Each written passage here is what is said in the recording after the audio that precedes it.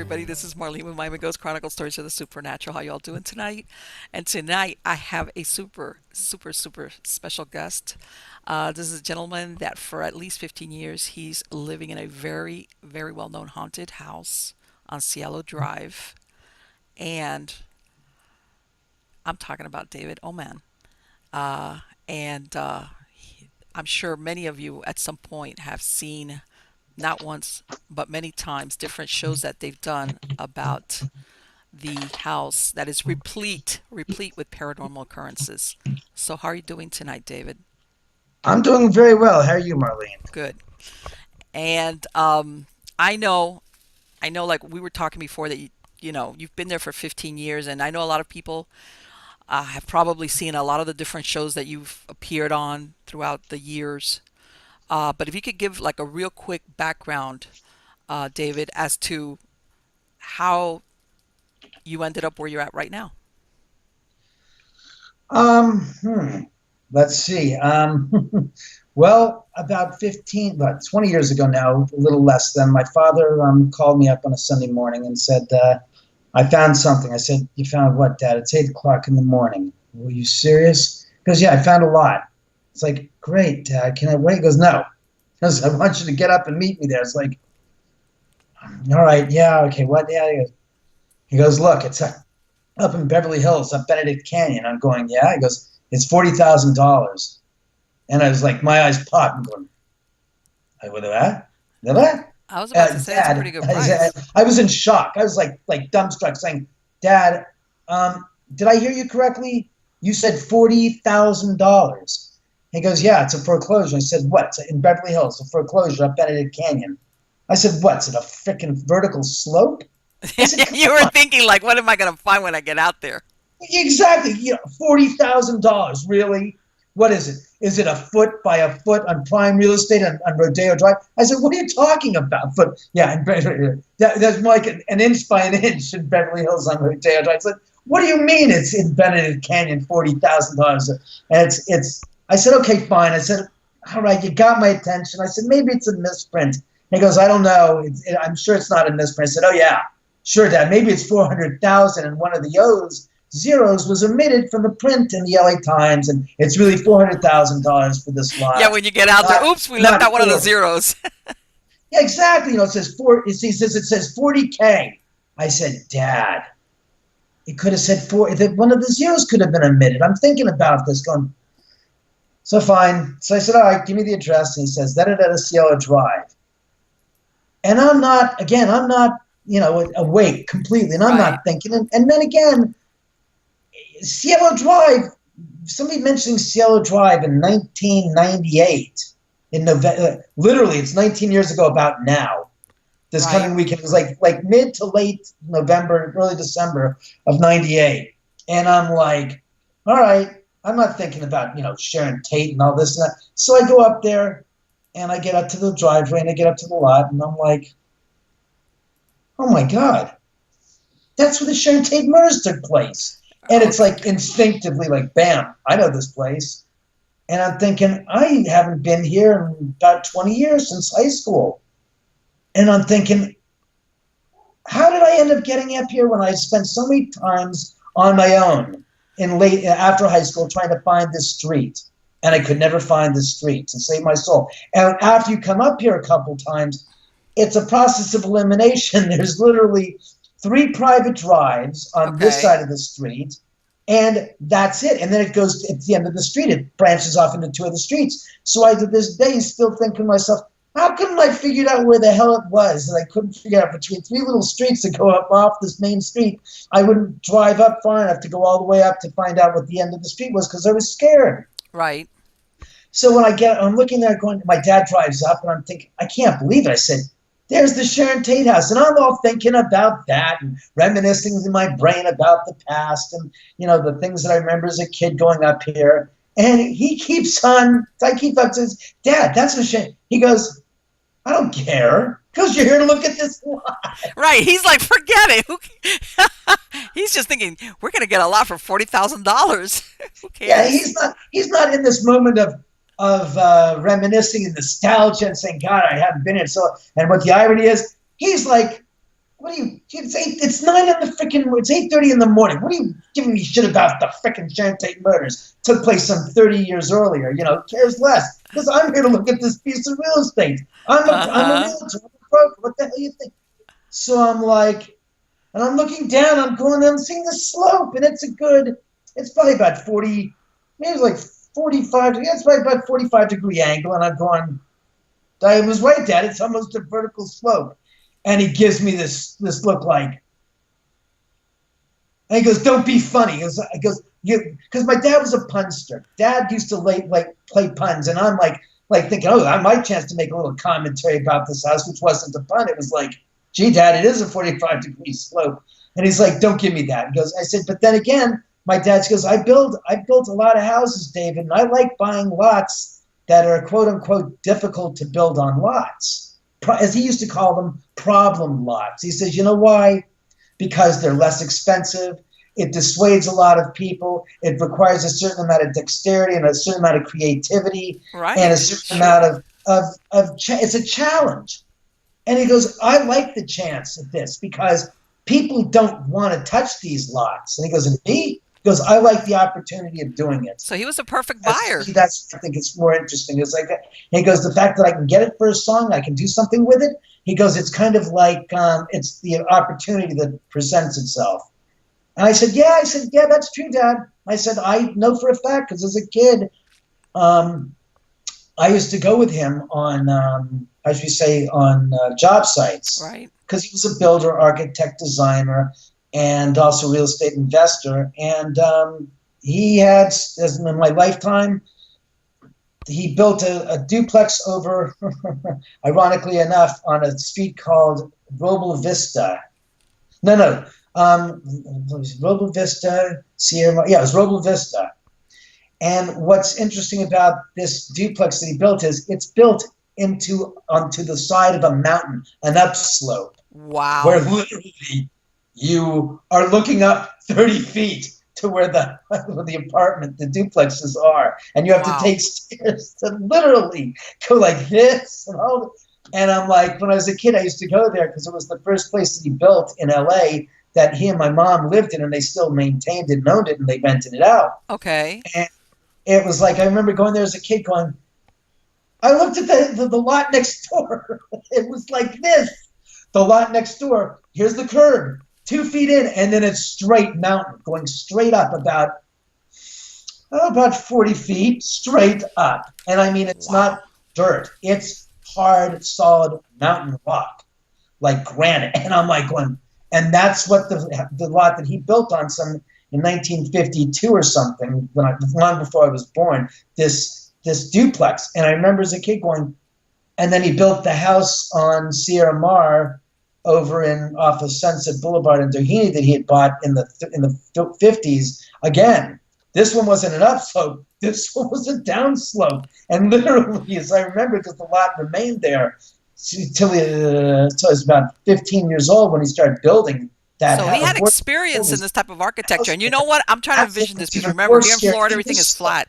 Literally, you had 2 feet of this was like a 110-foot long lot on the street frontage, and it had maybe a foot of flat, and then it went down just Wow. like wow, that's a pretty steep. He goes, yeah, I'm going to build on this. I said, you're going to build what on this, Dad?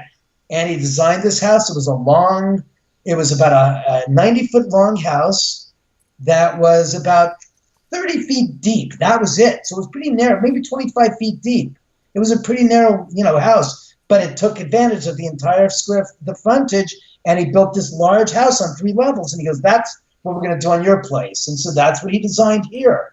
So to my father's idea of this, it was an opportunity and a half. It was cheap. Okay. It was a steal, as he said. He says, if we can steal this and build the house here, kind of like what I built on Sierra Mar, this will be terrific. Dream of mine to build a house with my father. Since I'd been on all these different job sites as a kid, and the house that I grew up in, he built literally, and I was born right into it.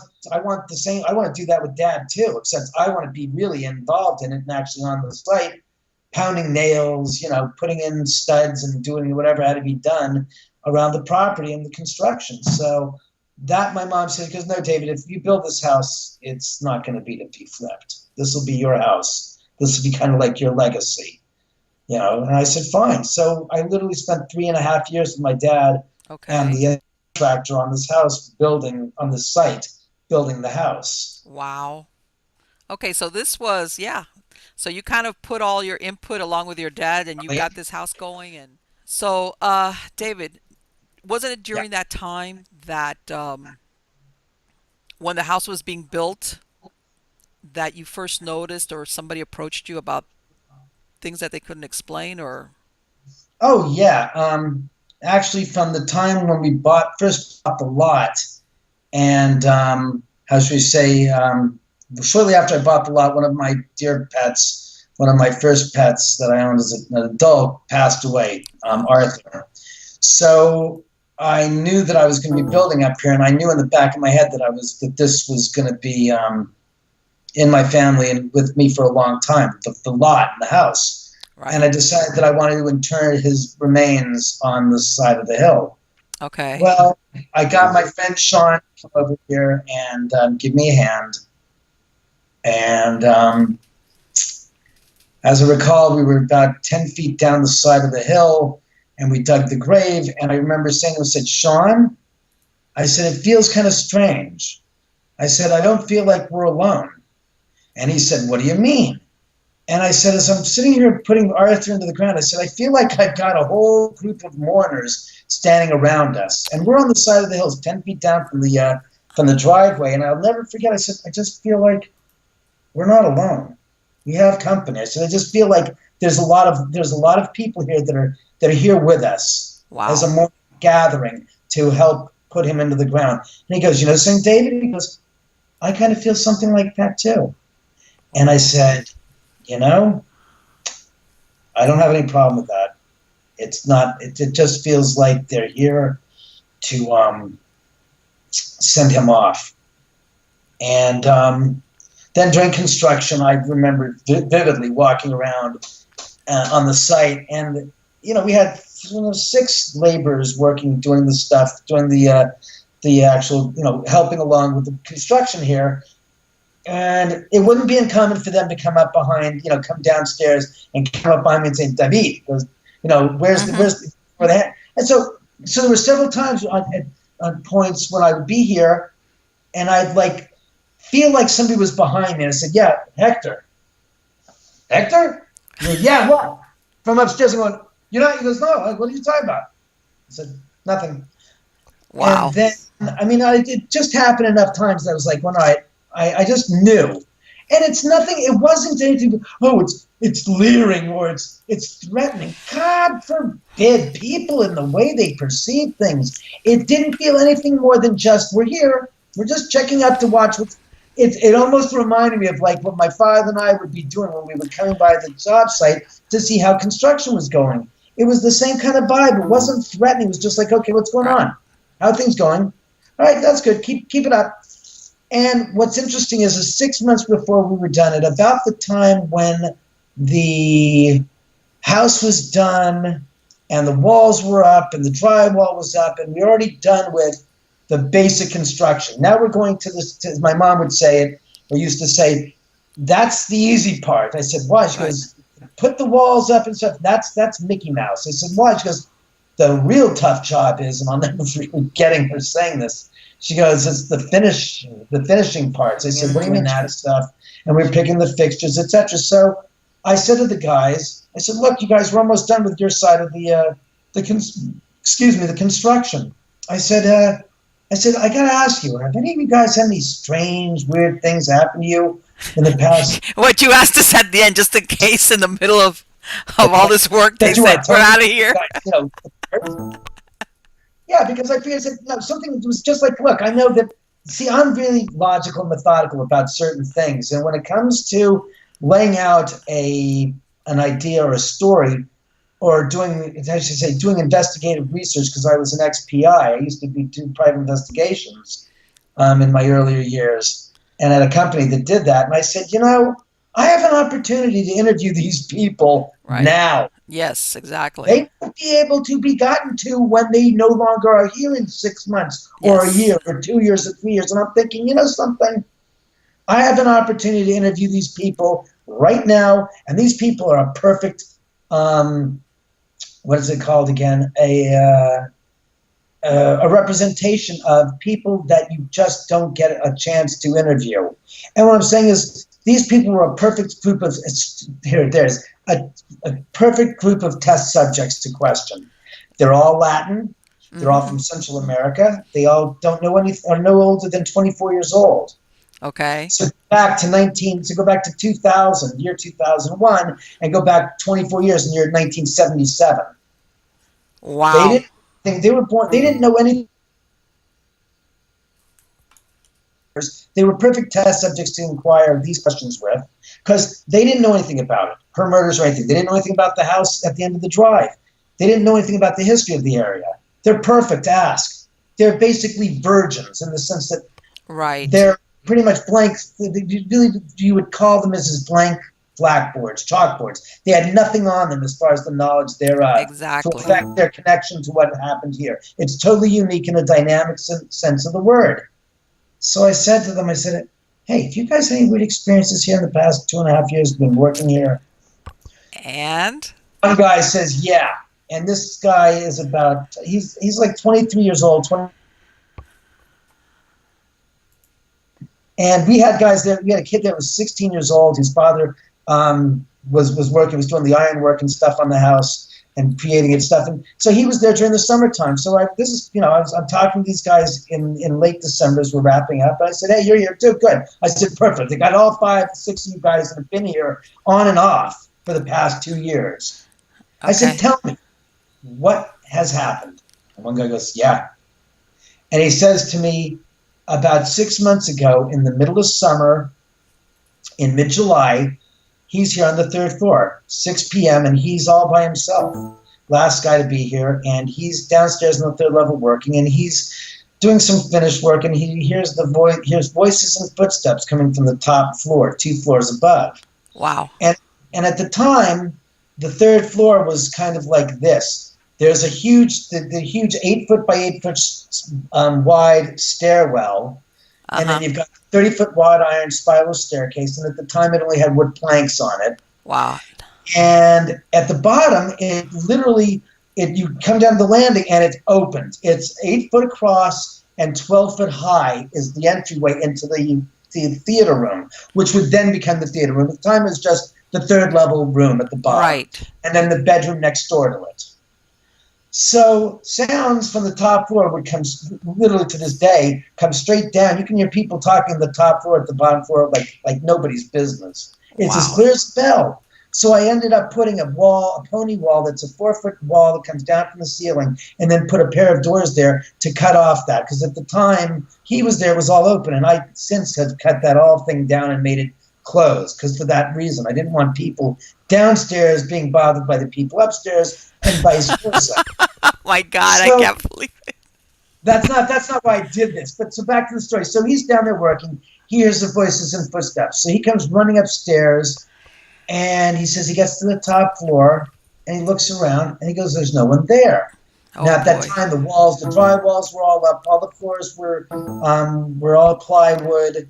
The balconies were plywood. They weren't finished. The decks hadn't been done on that. So it was pretty much just still very roughed out.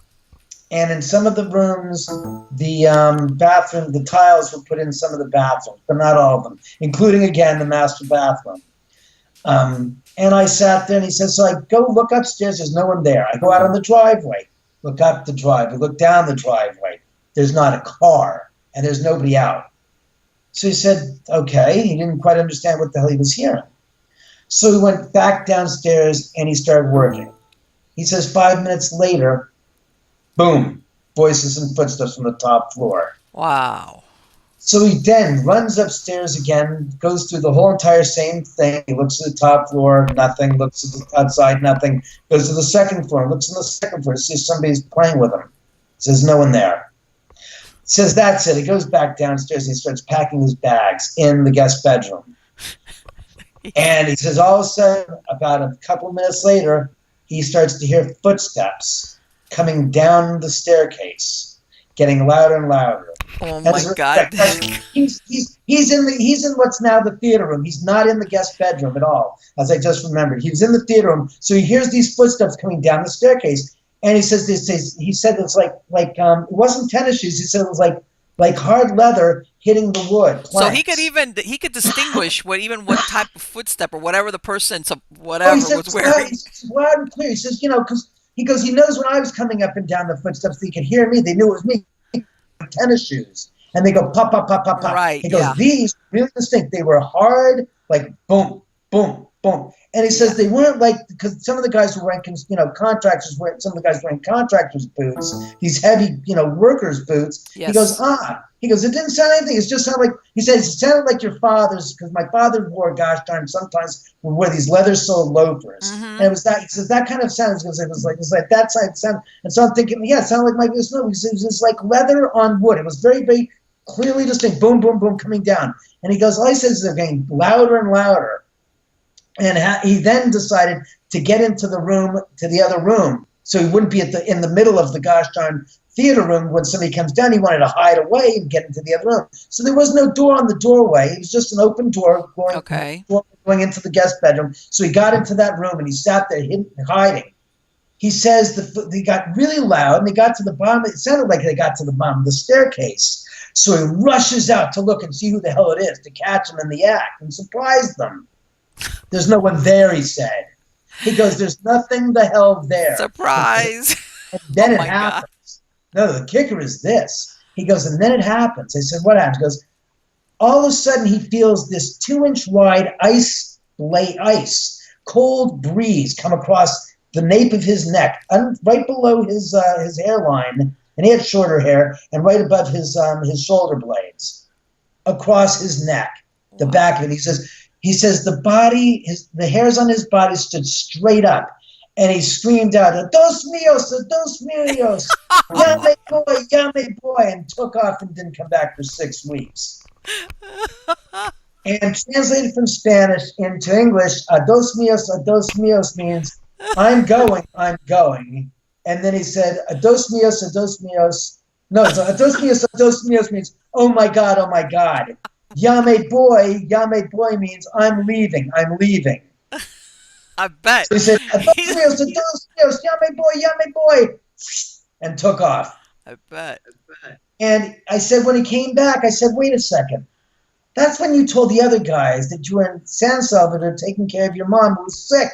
And he goes, yeah. He goes, she wasn't sick. She goes, I didn't leave the country, you crazy. He said to me, he goes, I just was too terrified to come back to the house after that. Yeah. And then he said, then I realized later on, he goes, wait a second. I didn't get paid for the prior 3 weeks that I had been working there because I wanted to build up my check to a bigger amount. He says, yeah, I remember that. He says, I said, I remember when you told me you were sick, that you were taking care of your sick mom. I said, because I got so tired of waiting week in and week out, when's he coming back, that I said, I took it upon myself to put in the goddamn tiles in the master bathroom.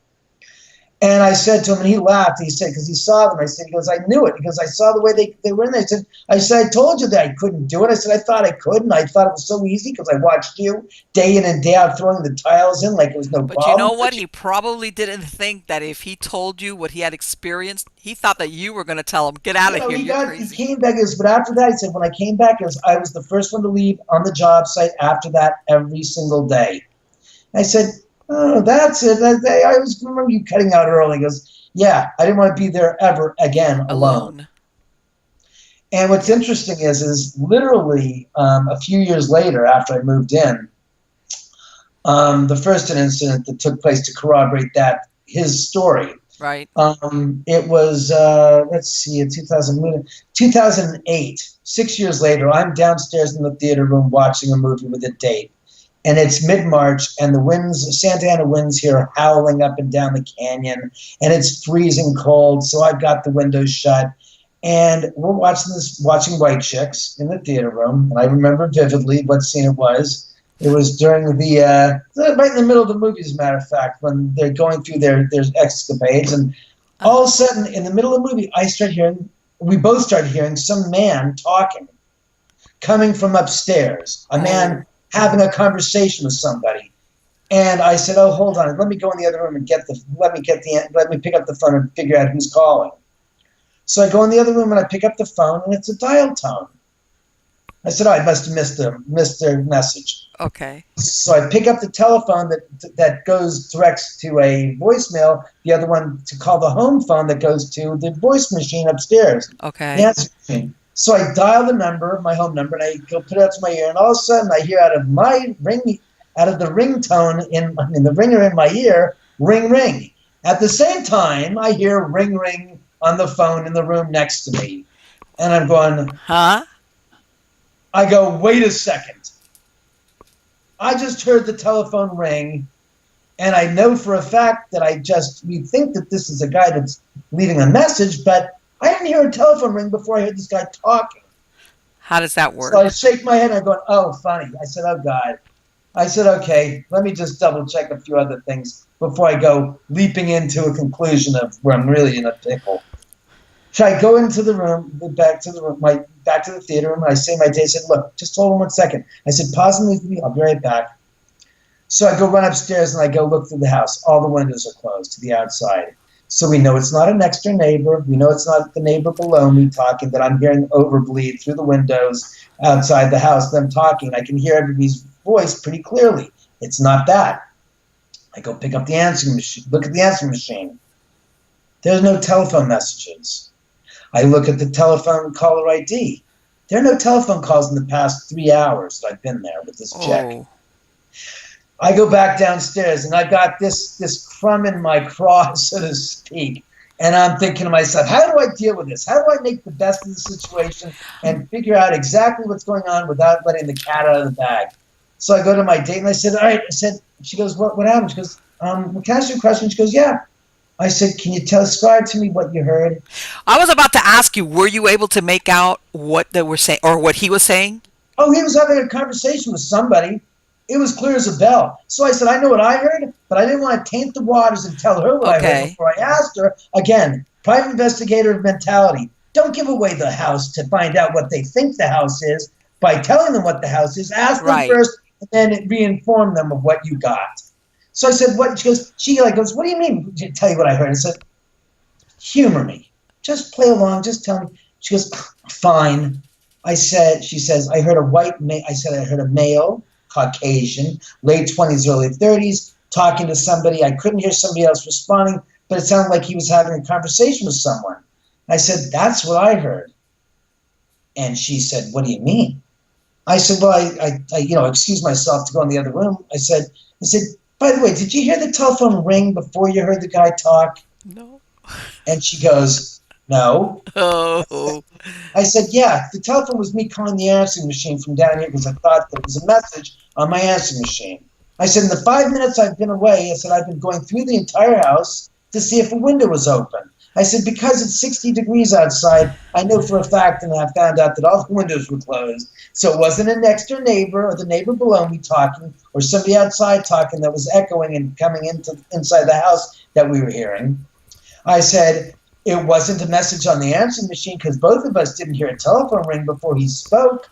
I said, there were no messages on the answering machine. There have been no calls on my telephone in the past 3 hours that you've been here. So what we heard was a fucking ghost. First she goes, so you mean to tell me we heard, I said, yeah, we heard a ghost. And she goes, that's it, I'm out of left. She left? She left? Oh, yeah. And a month later, about 8 in the morning, I'm in my bed and I'm waking up and I look up to the ceiling and I'm like, okay, I got my 2 dogs and my 4 cats on the bed with me. And all of a sudden, I start hearing footsteps on the ceiling. And it's not like I'm hearing the footsteps inside the room. I'm hearing the footsteps on the floor above me, which is the living room. And there's my balcony is right to my right. And the upstairs balcony is right above my balcony on the right as well. And I'm hearing footsteps going 1, 2, 3, 4 in the direction from the balcony, which is locked and has an alarm sensor on it, and is walking through the living room into the dining room towards the kitchen. And I am stone sober, looking up, wide awake, going 1, 2, 3, 4, 5, and I can count 7 footsteps across the ceiling going into there, into the kitchen or the dining room, and I'm going. And I turned to my left and I looked, and my alarm on the house was all turned on quite well and working, and the infrared motion sensor that covers that whole room was operative. So And basically, all you're the telling me that the level that where you heard the footsteps, supposedly there is no level there. There is no no, no, no, house. the floor above me, which is my ceiling, is the floor for the living room, for the Oh, top okay, floor. okay, okay, okay. So I'm hearing it go from outside in the balcony, from the Oh, okay. balcony Now I to the understand. kitchen above me, and I'm counting it. And it's not like you say, oh, the ghost was inside the room walking on the ceiling. It's like, no, you dumbass. The ghost was in the goddamn living room, walking from the balcony to the goddamn kitchen, into the living Wow. room, into through the dining room. And that's exactly what I heard. And they were clear as a bell. And I sat there in bed for an hour going, I'm not going upstairs. I said, the alarm's on, so it can't be a human. And I'm not really interested in going upstairs and confronting a ghost. I It's, wasn't really into it. I said, the fact that he's there and letting me know that he's there is more than enough evidence that he's there, and I'm down with it. but I Because again, take it. it goes back to confirming the spirit that my laborer heard with the voices and footsteps. Well, I heard both the voices, and a month later I heard the footsteps. So I was pretty much convinced that I was getting the same kind of activity that my laborer was having, and I was pretty much, how should we say, confirming the fact that, yeah, this house is pretty active. I have no problem with it, though. Well, you know what? Don't get me wrong. That can be How can I unsettling, say, like what especially you when you said. know? Okay, steps. Somebody walking, and I take it you knew there was no other way that somebody could get up into this floor above you without you knowing about it. Yeah. I mean, the alarm was still. Here's the thing. I got up an hour later. I go up. I go upstairs. I turn off the alarm and I check all the sensors. Everything was working fine. The freaking door to the balcony, the sliding glass door, which is 70 feet above the ground, Oh was wow. locked. The front door was deadbolt and had the deadbolt and the other lock on it. The motion detectors were working fine. So whatever it was not earthbound. Let's put it that was not of this earth, physically speaking. Right. That much I'm pretty confident in believing and understanding, 100%. But it didn't. I mean, I freaked out, and then I went upstairs, like, okay, that's pretty cool. I said, that's pretty cool. I said, okay, I'm not. It didn't hurt me. It didn't harm me. He let me know that he was Right. there, and it's like, okay, I'm not. I don't. I should say, I don't go finding myself in the position of becoming the epitome of Casper the Friendly the Ghost Right. responses. Because, as I mentioned to you earlier in our previous conversation, we're all going to pass from this earth at Oh some point. sure. So, fearing those who have already passed and being afraid of them and being afraid of, you know, a spirit coming back to visit us is kind of like, what's the word I'm looking for? It's kind of absurd. It's kind of Well, insane. a lot of it is fed into the paranoia that, you see on TV sometimes that, when people have any type of experience, they all of a sudden it's like, oh my God, I'm about to get possessed. Hold on. So, and I asked you earlier, and I'm going to ask you now, when you bought that lot, there had never been a building there on that lot before. Your Yeah, house was the first construction there, right? yeah. It was the very first time. There was nothing here. It was basically a vacant lot, and had been forever. It had never. Somebody, Lisa Williams said in a famous article, the quote, "Well, somebody have made that Sharon might have known somebody that lived on David's property in a house that was there before." And it's like, not possible. Right. There's never been a home or a residence on this piece of real estate prior to my construction ever and ever. So let me ask him, David. You had that experience, which, like I said, it's not. It is unsettling, but then, like you said, it's like, okay, all he did was talk and walk across. You know, at what point did you start having some more common, or that you thought was coming over from the properties next door? Because where you were starting to question, what's the origin of all of this? Well, I I always knew that they were around, Mm-hmm. but I always knew that they weren't the only ones. That I'm not. A ghost has to wear a ball and chain, and people are like, why Right. would they go to your house? Why would they stay? It's like the myths that people concoct or buy into from stories and tales of folklore and whatever, and television and films is far from true. Why would a spirit be stuck tied to a piece of real estate when the house itself is destroyed and been demolished 40 some odd years ago in 19, it's not 40, 25 years ago, 1992. So 94, and 23 years ago. So I don't buy into that, but I always felt there were presences beyond just them. Just because they died a horrific death down the street doesn't mean that they're the only spirits in the area. Right. And that's kind of like what I always felt. I always felt, honestly, friends of mine that were coming here during the construction always kept telling me, they always kept feeling the presence of Native Americans. And I would have to admit, I was the biggest, most dismissive putz about the commentary. I mean, I was like, oh yeah, the Native Americans. Oh yeah, yeah, really? You said you got what? You got Geronimo and some of his relatives ring. It's like bullshit.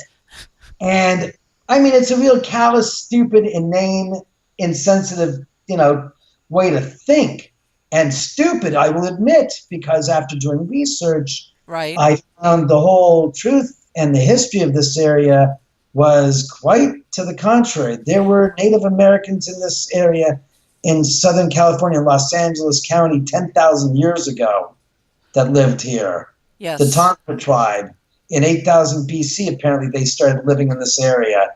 And they encompassed a huge, large swath of Los Angeles County and part of Orange County, all the way out towards Riverside County they were. And I mean, when I found this out, and I said, oh, no way. And again,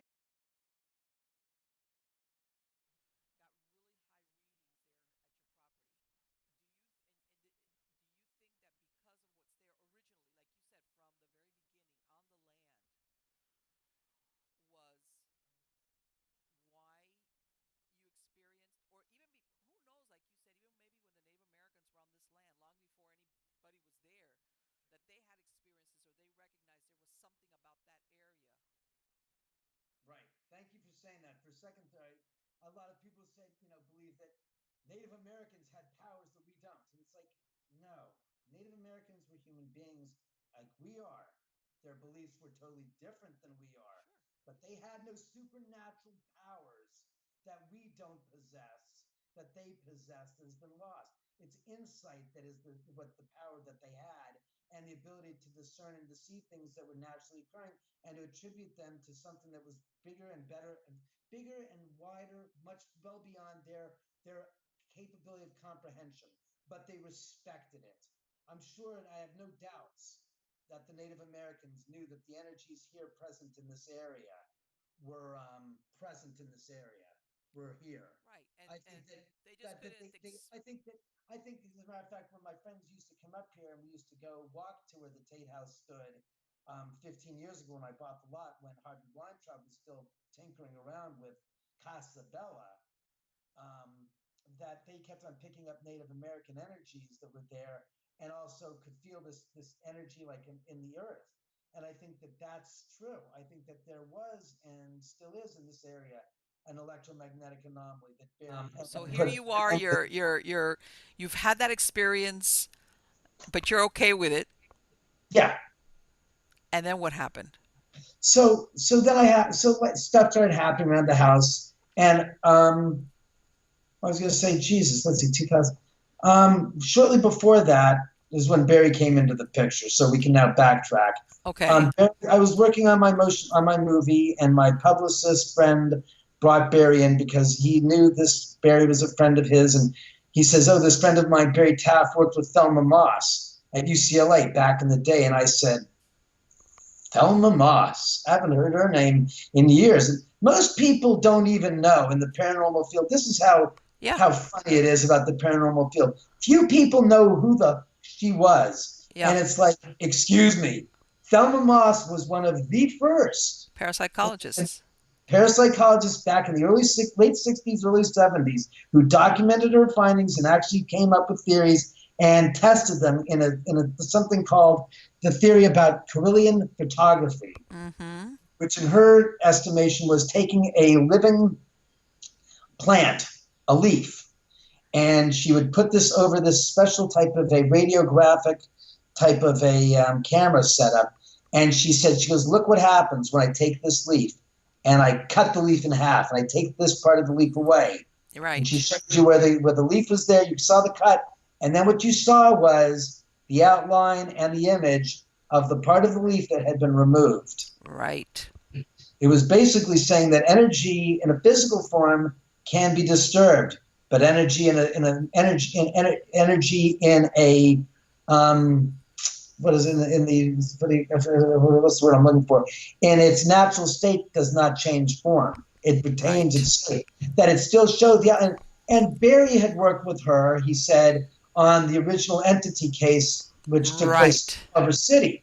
And I said, hey, you mentioned somebody I'm familiar with, because when I was a kid, I used to watch television shows that she was on and talking about, and I Mm-hmm. was just soaking it up as a kid. I was like drawn to Thelma Moss. So we brought Barry over, and Barry came to the house, and this is about 2005. Okay. So Barry came to the house, and I have to preface this: everything that Barry has said since 2006 or 7 about me in the house should be taken with a pound of salt, not a grain, because All to be right. dehydrated and re-examined thoroughly and completely before it's actually put up there for Okay. all to consume in the mass media. Because All right. Barry's not an honest person when it comes to factual personal issues. Forget the paranormal stuff. Barry's pretty good about, for the most part. There are a few things that he said about me which are complete lies and aberrations of the truth, as I could say, but are factually unfounded, let's say. But Barry came here, and Barry, I'm trying to think if Barry's, he first came to the house just to walk through, and he says, oh, it just feels that the energy is crazy, blah, blah, blah, blah. And then he says, look, I want to come back with my equipment, can I? I said, yeah, please. Okay. Because it's not like Barry trotted over here with all of his equipment, da-da-da-da-da-da. It's like, no, Barry wanted to meet and greet. Because, look, if you're a real professional and you live in the city and there's no time, like, I've got to go now. I've got a time restraint. I got to fly back to where I live. Right. You're going to be more laid back and say, well, let me just take a look at this. Let me see what the hell it is and take a firsthand gander at it before I go and invest the time and energy to schlep all my equipment over here and to set up doing investigations here. Yeah, that makes sense. So Barry comes through the house and he's like, just taking it all in. He goes, yeah, there's definitely stuff that I feel in here. It feels because I don't know. He goes, this is definitely a place I want to come back to with my equipment. May I? I said, yeah, sure. He said, I'd be happy to. So Barry came back with his equipment, another time. So the first time he came here, he didn't get violently ill. He didn't pass out. I didn't pass out. I still have yet to pass out. Unlike what Barry has said about me in so many words that I'm, boy. So then he came back with the equipment and he started doing research in the house and started saying, you know something? I'm showing on my DC geomagnetometer, Right. my DC digital geomagnetometer, that you've got DC EMF levels that are off the charts. And I said, what do you mean? He goes, well, let me give you an idea. Normal is between 3 and 500 milligauss positive. I said, what's that? He goes, that's the Earth's magnetic field in this around this hemisphere. I'm like, okay. He goes, in your house, my piece of equipment is peaking at Wow. 2,000 milligauss. And I said, what do you mean? He goes, well, in some parts it's peaking at 2,000 milligauss hot, in other parts it's peaking at 2,000 milligauss negative. I said, you mean positive, negative? He goes, like the Earth's magnetic field. I'm going. He goes, that's not to say that the readings couldn't exceed 2,000 milligauss. He said, my equipment Just has doesn't measure it. it will Okay. only measure up to 2,000 milligauss. either positive or negative. And I was like, wow. He goes, well, and then he starts thinking, well, there's lots of theories about this. He's, this is the first time he's here. He goes, there's a lot of things I want to do more research. I want to bring more people here. I want to bring more equipment here. And that's where it began. And then Barry came back here with Todd Ferris and his wife, part of the San Gabriel Valley Paranormal or Ghost Hunters Society or something. And then Barry brought in Barry Conrad, and there were different, I think, like I said, I don't want to get into it, but lots of things occurred here with Barry and that stuff. Okay. One incident, a glass of wine flew from the bar across towards Barry in the stairwell and hit the wall and basically fell. It was just a plastic cup halfway full of wine. Excuse me. That's pretty unusual. Yeah, but we had stuff happening. He was hearing disembodied voices and labored breathing at the bottom of the second staircase, the bottom of the landing for the second floor staircase, where other people had also complained of hearing the same exact thing. It's interesting because what he said then is not what he says now. Okay. I mean, he and I had arguments left, right, and center about, do I think it's Sharon Tate, blah, blah, blah. I said, well, Barry, I said, I know I saw Jay goddamn Sebring a year earlier, so I know what the hell I saw. And it was Jay, and he was not talking. He was just pointing towards the house next door, or the lot next door, towards the driveway. So it couldn't have been that he was doing a loop, because I can't imagine when he was alive that there was a point in time when he'd be sitting there doing a quarter turn from his torso up in real life. At what point did you see what, later on or at some point you realized was Jay Sebring? Well, in 2004, in the summer of 2004, mid-July, my girlfriend at the time, who was a flight attendant with American Airlines, was flying the European route, and my mom was dying of cancer. Wow. And in the middle of the night, I woke up and I saw this apparition, and I didn't realize who it was. I thought it was just a relative, an emissary who passed away, letting me know that my mom had died or that my girlfriend had gotten killed in Europe. And I didn't recognize it as Jay Sebring. His hair, see, my hair is straight. Right. Jay Sebring made his hair this straight by putting in what he created, this hair gel, which helped men with kinky curly hair to give them hair relaxant that could give them this look, because that was a big look in the 60s with straight hair. Right. And Jay had naturally occurring kinky hair.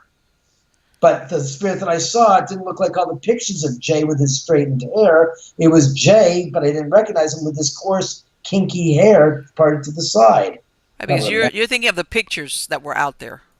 Right. And then I found this, needless to say, I found a photograph when I was doing some research on the murders and trying to find photographs of this lot on the day of the murders, if anything was discarded here. Mm-hmm. I came across a picture, and it was Jay, and I said, oh my God, that's who the hell I saw. I flipped the picture over, and it said, Jay, his natural hairstyle. I'm going, holy shit. Okay. Bing, bing. So, like I was saying, is that people have given me lots of theories about this paranormal. I have yet to see any of those theories pan out uniformly across the board, where a theory can be applied, as you say, broad spectrum, not just in an isolated spectrum, a quarter of a millimeter. So I said to Barry, but Barry, he was communicating with me. He was trying to tell me something, and it had nothing to do with something that he was doing in repetition in life and just reenacting that act. Right. I said, that shows cognitive connection of some sort, that he is literally trying to communicate something to me that is totally unrelated to his experience when he was alive. Right. This is about now, me, him, and something he's trying to directly connect to me with. And Barry's like, I don't know about that. I said, well, then why was he doing this motion of pointing towards the driveway? Right. What it later turns out to be is, as I've now found out, is that he was pointing towards the lot next door, which has now been totally, the mountainside was eviscerated. They took the double lot, which is 110 feet, and went 90 feet down the driveway of that lot, or 85 feet of it, and sliced down like a cake and cut out the entire hillside and built this monstrosity of a house there. Wow. That's, in fact, what Jay was pointing to some 13 years ago, some 7 years before construction on that house was even begun. So basically, they totally have changed what the landscape, in other words, of what was there, is what you're saying. They've, because if you're Next talking, door to me is this, the lot that the hillside that was next door to me doesn't exist. It's now, like I said, they put up 20 caissons across the frontage of the driveway, went straight down 60 feet, cut out the mountain, and wow, literally took away all the mountain here and built the house on the flat pad up. And Sharon's is no different. Sharon's 1994, they demolished the house from one end of the property, the entrance of the driveway, all the way around to the other side, took bulldozers and flipped the earth 3 feet under wow, and turned it up. But get this, they left two bearing walls and the original floor from the Tate kitchen on the really? property to get away with a remodel permit. Oh, right, because it's not a new construction; it would be remodeling. It's considered a Oh, remodel. So they kept two bearing walls and the floor. And I know for a fact because when Harvey Weintraub, the man who did this whole muckety muck on the property, was trying to sell the house while my dad and I were building this house here in 1999, 2000. He offered my father, he says, Paul, come on over. He goes, bring your son. So we went to the house. He tried to sell my father that place. And my dad says, maybe I could get it for a steal. I said, but Dad, it's such an abomination as it is now. No, you got to remember what Harvey did there was obviously monstrous in the sense that when we went into the house, it was like he had 25 foot tall ceilings in this grand hallway, and I'm like, I could see putting a second floor here. Why do I need to use this kind of waste of space and maybe make a 12-foot high ceiling instead of a 12-foot high ceiling above me and have two floors instead of one? And then furthermore, you go into the place and you see these grand living room areas. And then I go look to my right and I go, the fuck is that? And what I was referring to was this 12-foot long by 8-foot tall by 8-foot deep fireplace. wow. Not one, but throughout the house there must have been 4 of these god-awful, fucking monstrous, castle-like, medieval castle-like fireplaces where you could put a 400-pound pig on a spit and rotisserie it over the fucking fire.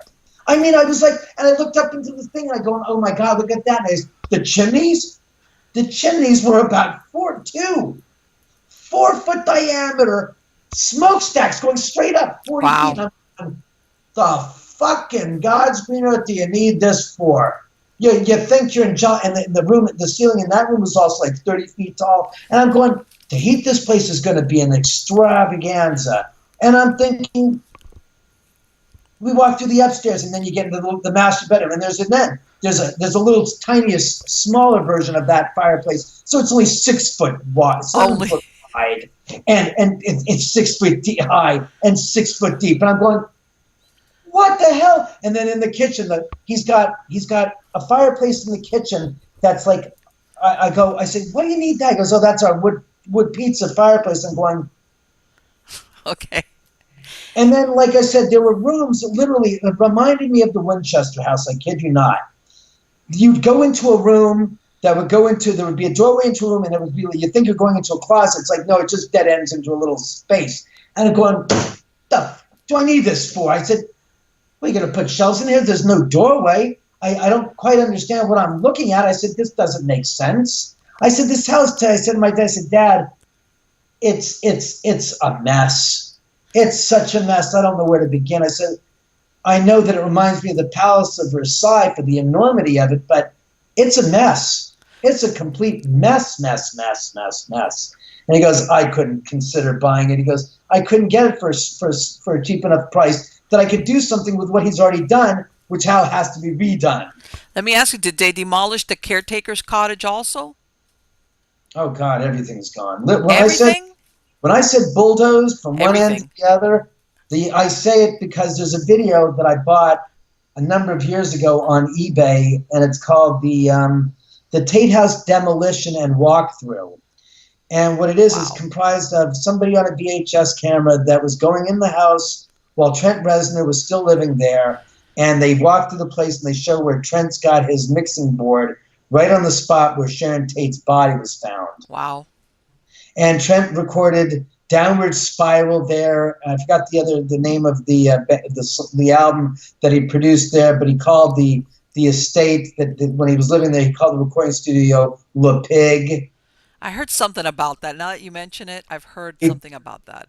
he took the front door, the famous or the infamous front door from the Tate House that was written in Sharon's blood, Pig, out of the property when they demolished it. Before they demolished it, he took it with them to New Orleans, apparently, they said. And the video is pretty crazy because it shows the whole entire house, the walkthrough of the house. Again, this is 1994, 25 years after the murders. Right. Then it shows the bulldozing and of the estate. And literally, when I was there back in 2000 and 2001, when Harvey Weintraub was still building it, there wasn't the backyard was literally, you could see that it was earth that was still turned over. Right. All the way.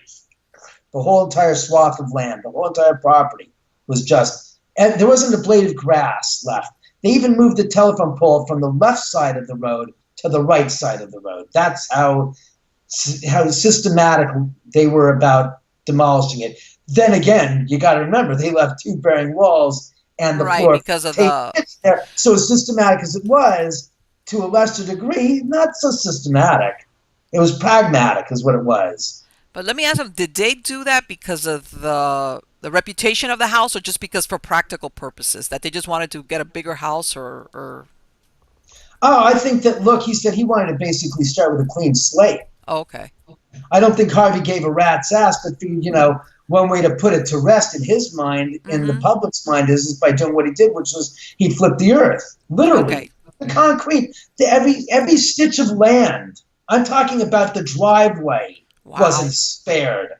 Not even the goddamn driveway was left.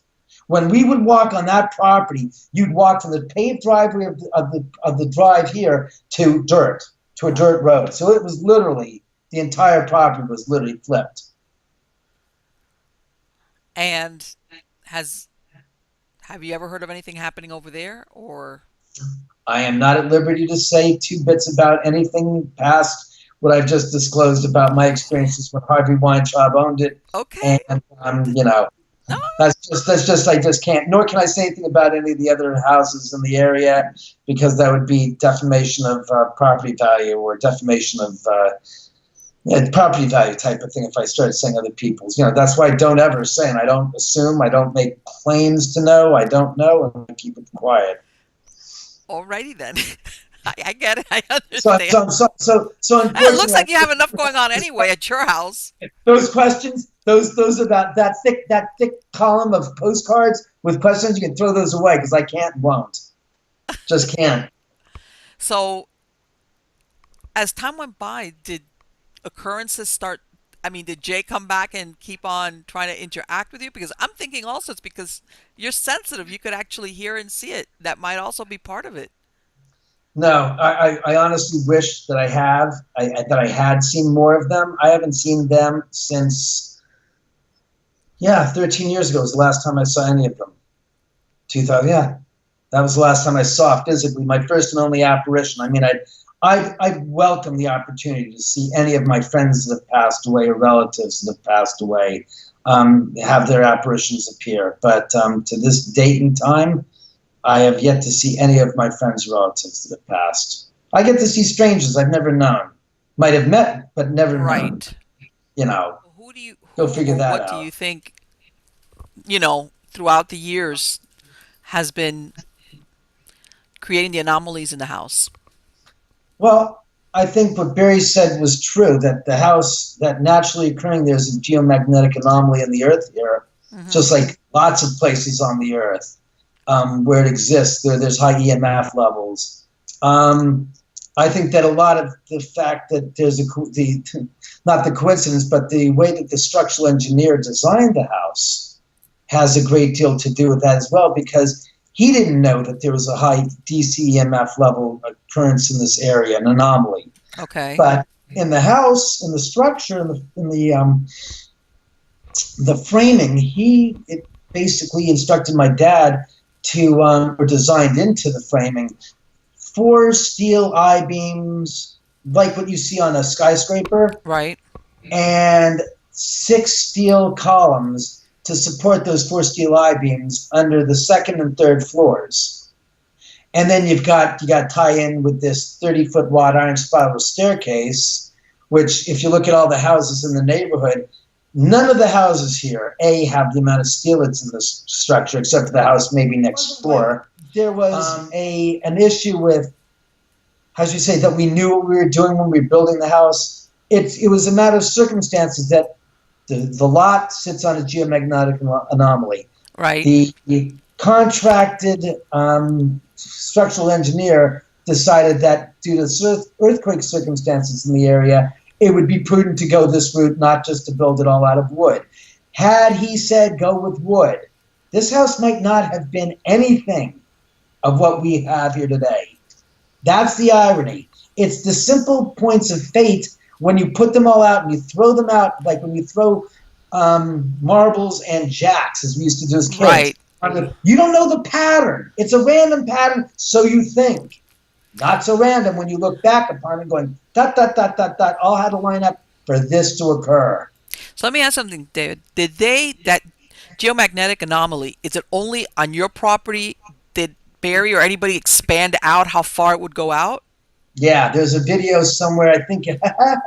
Yeah, go look at the Ghost Adventures show, since I don't want to lay claim and purport something that I'm going to be brow-basted for. But on that episode, they show a map of where my house is, and they went out on a limb, because I certainly the hell wouldn't, to show how far out this geomagnetic anomaly extends for. And what Barry said in the show is it goes out for about this is the epicenter in this area. He goes where I am, but it's far extending out into like a mile in all directions. Wow. Okay.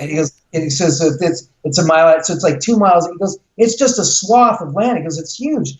And what he said was to me is that he didn't believe that it was pre-seismic or had anything to do with the fault lines or ley lines. He says there is an inactive fault line in Benedict Canyon. Mm-hmm. But what he surmised is that it's probably a magma tube under the earth here. Okay. And I said, what do you mean? He goes, well, you can see a magma tube or a magma lake. I said, okay. He goes, well, under the Earth's surface, there's magma. I said, of course. He goes, well, there's like a river of it, and it's a big pond or pool of it under the Earth here. And if you know anything about magma, it is highly magnetized. Okay. And even though magma, and it sounds like magnetized, I'm not making a joke, it is. Because when you go to Hawaii, they have huge EMF levels that are off the charts. If you go onto the lava plains where there's lava, fresh, as you say, not fresh poured lava, but fresh lava flows that have been exposed, that are exposed, he says those places as well have high geomagnetic anomalies where compasses can't find true north, because that magma is so loaded with iron bits and pieces and that it throws the magnet off. That it's totally magnetized. And he goes, what he believes is that this magma lake under the earth here, which he says maybe in 10,000 years could turn into a volcano if it's so desired.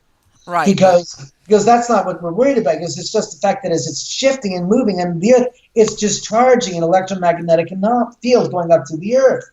And the fact that my house sits on 13 caissons, which are 3-foot diameter concrete piles laid into that are poured into the ground, reinforced with steel rebar, is basically magnetizing all of that steel going up through the caissons, then going up through the gray beams, which is part of the foundation of the house. Wow. And then going through the steel columns and becoming magnetized, and then magnetizing all 4 of the steel I-beams and the wrought iron spiral staircase, creating this huge dynamic magnetized energy field in this house. So if I walk in there with, let's say, with a compass into your house, it works okay, or does it not? Some parts of the house, the compass will deflect. Okay. And it doesn't matter if it's a regular compass or a iPhone compass. Mm-hmm. We've seen it. They just can't find true north. It goes round and round. Yes. And in certain Exactly. parts, they deflect like 180 degrees. And it's like in the earthen wall room, there's a spot in the corner, which is right next to behind the bathroom in the guest bedroom there. Hmm. And it's all wood. And this compass goes cockeyed, cannot find true north to save its soul. Wow. So yeah, whatever is going on there is definitely sounds like it was tied to the land itself, whatever, long before anybody built anything there. Yeah, it's in the earth. It's just an anomaly in the earth. It's just that simple. And to make more out of it is neither here nor there. The fact of the matter is it's the way the house was designed, and unbeknownst to the structural engineer, it's got a lot of steel in it, so that causes a lot of energy to be amplified in the house, is what we've noticed. And what Barry then said was, due to the fact that the elevated EMF levels, he said that are constant. He Okay. says when he's gone on paranormal investigations, the meters will, when a spirit manifests, the meters will spike to where their levels are in my house and then return to normal after the manifestation. He said, where in my house, they're always up here. Wow. So he theorized when people walk in that the cadre of spirits around them can manifest much more easily because they're in an environment that allows them the ease of use of the energy present to do things versus having to manifest and drain their own energy to do things. And I Right, think, because you're like the best battery ever times 10 over on that house. Now, I know that you've had tours and people come in to do investigations. Have anybody ever had an experience that you yourself have said, "Wow, what was that?" yeah, unfortunately, it had nothing to do with a tour. It had to do with a TV show. Oh, One of the most memorable and that most amusing, I would have to say, looking back on it now, points of interest that people always remark to me about is, look what happened to Zach Baggins here at the house. And I go, yeah, look what happened to Zach Baggins here at the house. He's one of only less than a handful, because a handful would be at least more than 3 people that have been here that have had unpleasant, nasty experiences here. And the other one was Barry Taff. But okay. Barry Taff, here's the irony about Barry Taff. Barry, goes on the talk show circuit and lays claims to this, that, and the other thing, and did so on Aftershocks, that he was terrified of the house and will never come back here because he fears for his life, etc., etc. Let me just preface this whole thing and come back to the reality and truth of that. Okay. Barry came here in 2005 in May or June to see the house. For the next year, Barry came here over 25 times. Wow.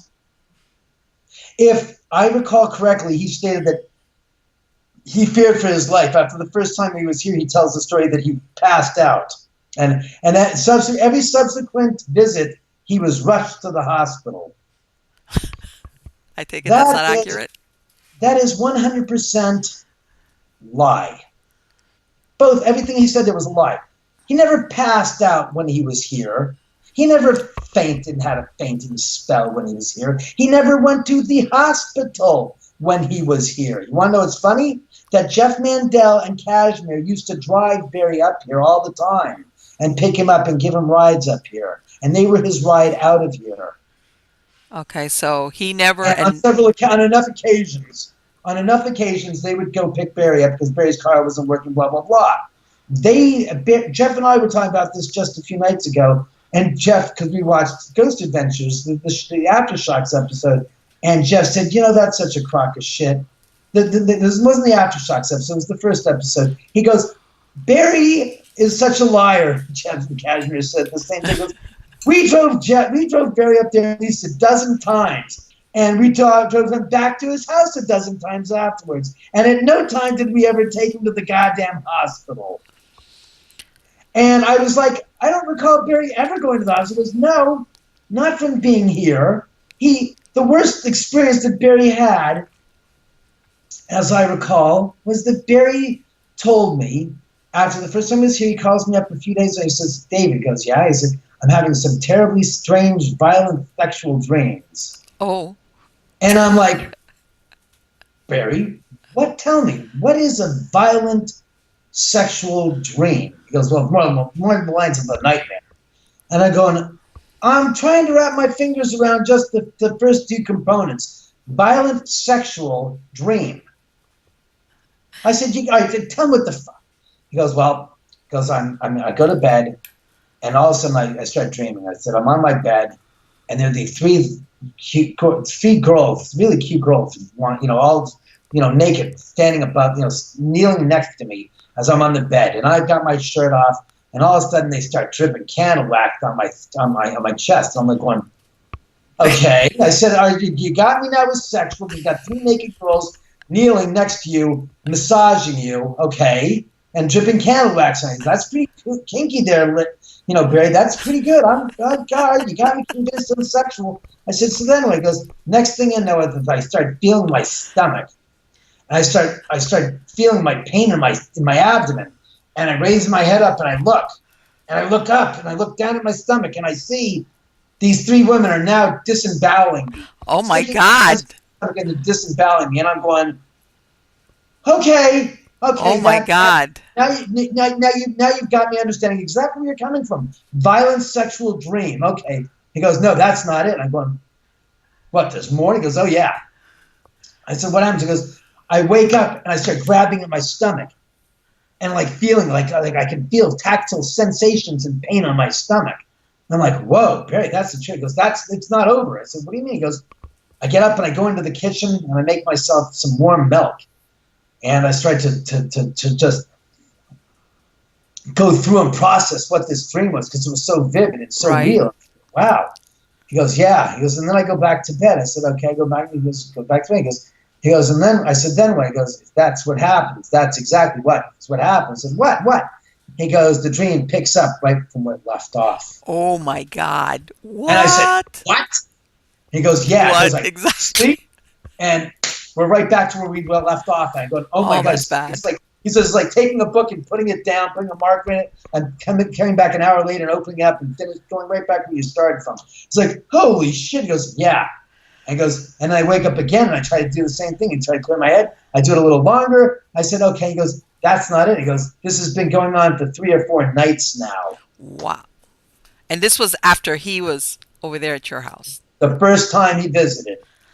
So that's the first time he visited. But it didn't stop him and deny him from coming back here more and more and more to the tune of 25 times.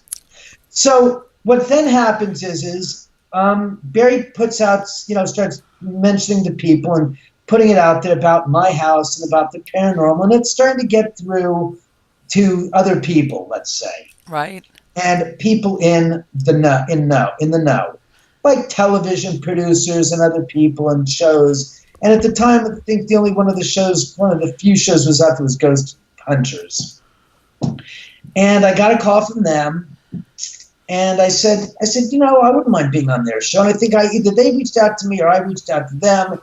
And Barry basically had a tizzy fit.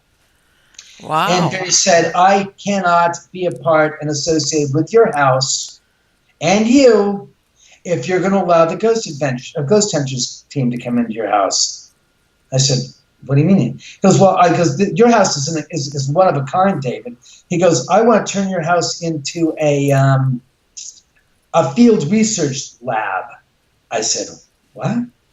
He goes, I want to get the top minds across the world in the paranormal field to come and do research at your house. He was wondering if I think that also his interest in keeping you there, David, was he was wondering if you might be part of the catalyst, that if it wasn't just the house by itself.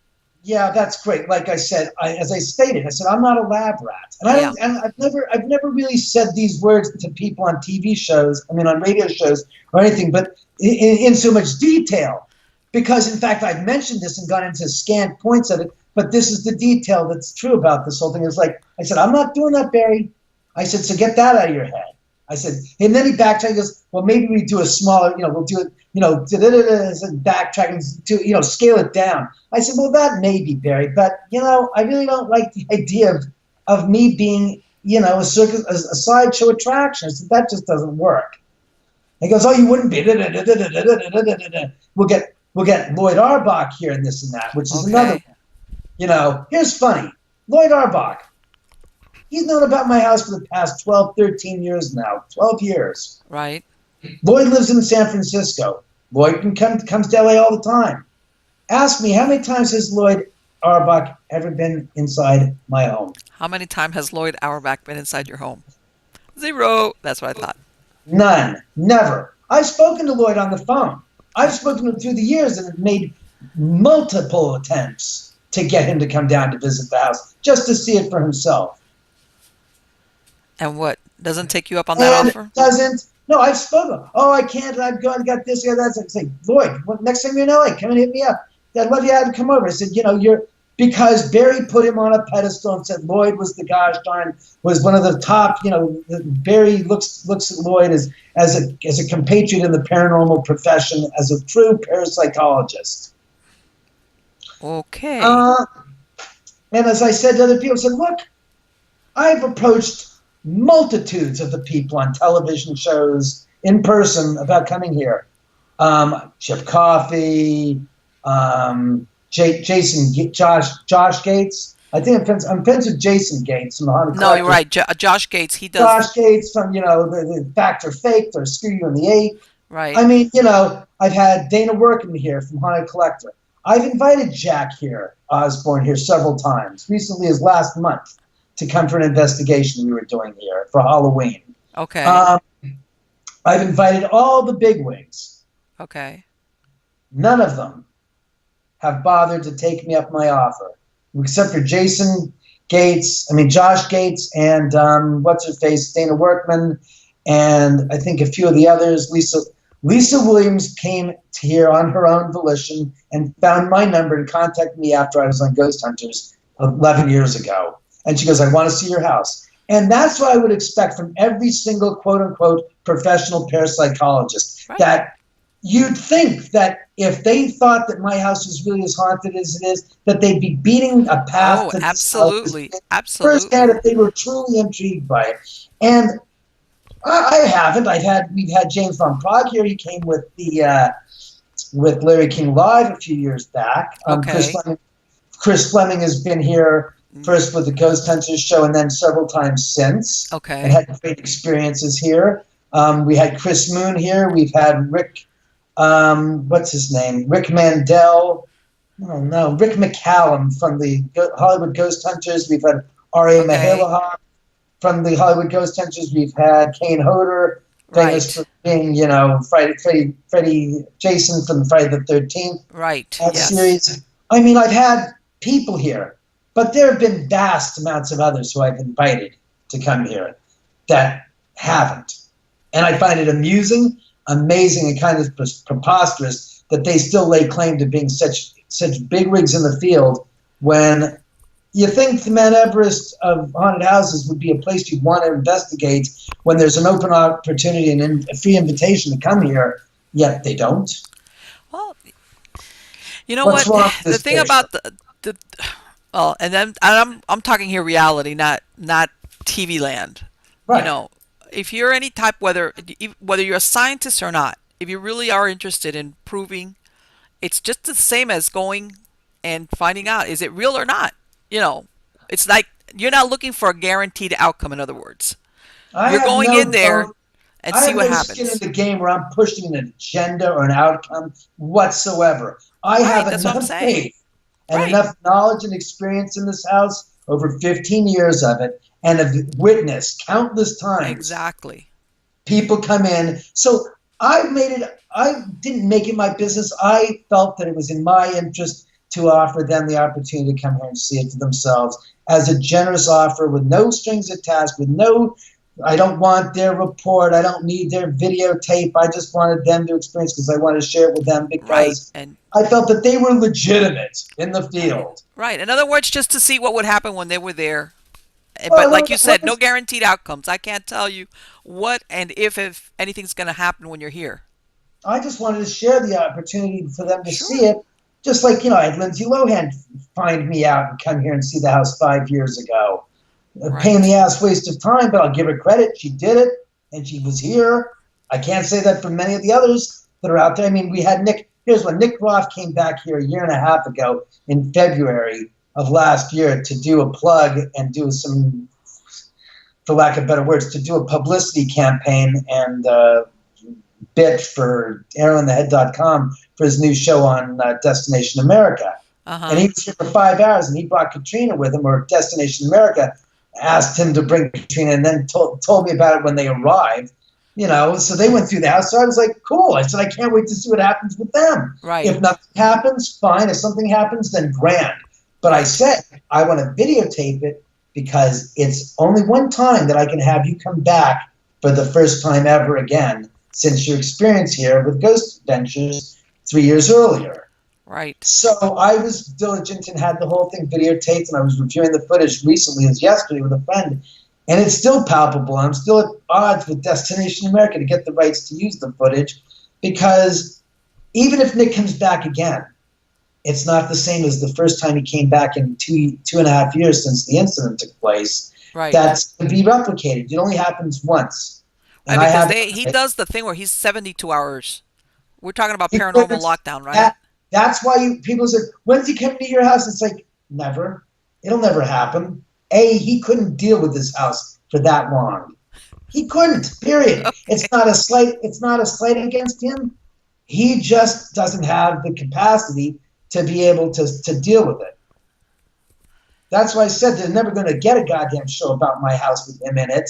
The fact is I said, I got the footage from that. That's better than him coming back a second time, redoing it. I said, I got it on tape. I should use that footage. So I'm trying to desperately get the usage rights to broadcast that, because I'd incorporate it into a special about my house and say, here, you all remember Nick from his experience on another show a few years ago? Well, he came back, and here's what we got. Yeah. And it's crazy. But they were here for 4 hours, and that was enough. I can't see 72 hours here for either of them. They couldn't hack it. It would be too much for them to deal with. You live there, so you're the one that day in and day out has that experience, like you said, in this place that got this anomaly going on. And if anybody would experience the difference, let's say, like you said, hey, they demarcated this area is where this anomaly exists. And you have that unique perspective. You've lived there for 15 years. So I'm thinking, I wonder if when he leaves there, does it feel different to him, because you're the only one that could really see it that way?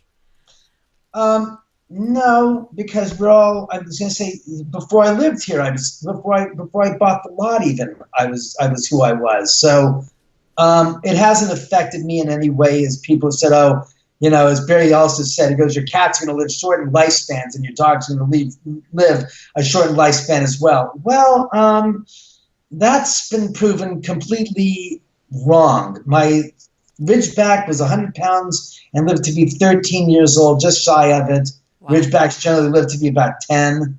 My other dog was a 70-pound Husky Whippet mix. She lived to be 15 years and 3 months. That's a long life. That's a long life for a dog of that size. That is a very long life. My cats lived to be, 18. Some of them, died of different things, but that had to do with the breed of cat that they were, like the Bengals. In other words, you've disproved that theory that living there was going to affect your animals, because it sounds like they've lived normal, long lifespans. So yeah, they've lived long, healthy lifespans. Barry said that David suffered from epilepsy and seizures. Like, hey, where did you come up with that from? I asked him in person when we were both together in Las Vegas shooting the Aftershocks episode. Right. Again, Mr. Baggins lays claim that he did this miracle by bringing two people together. There was never any animosity between me and Barry. I just basically cut ties with Barry, and Barry cut ties with me 10 years ago when he said, look, if you have the people from Ghost Hunters here, I cannot be involved. It'll tarnish my credibility. Therefore, I have to withdraw from being a part of this house and being involved in this house, because I can't take any chances that my credibility will suffer as a result of this exposure and connection with your house and their show. And I said, fine. And I said, Barry, what is this really about? Well, Barry said, then later on told me 10 years ago, I said, well, the reason is that the Ghost Hunters show wanted me to be a part of their production. And I said, I want to be on camera. They said, well, we can have you on camera, but you're not going to be always on camera. You're not going to be one of the group. We'll bring you as an expert. And then they said, we might have to have some things that are manufactured or, as he said, recreated.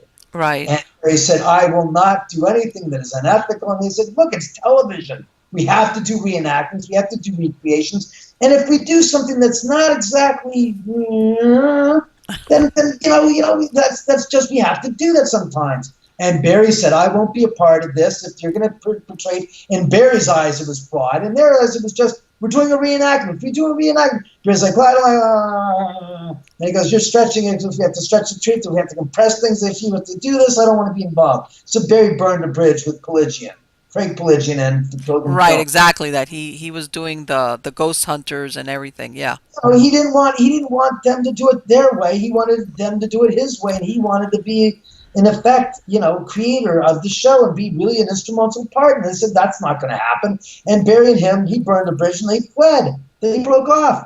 So Barry telling me this, and I was like, well, Barry, if that's the way you feel, then that's the way you feel. But it's not going to stop me from having the show here. And that's that. And so Barry said, then that's it. We're cutting ties. It's like, fine. No hard feelings, no hard feelings. And I still talked to him through the years up until. Right. I was going to ask you, does that mean that you just don't contact each other at all? Or? Well, I talked to him.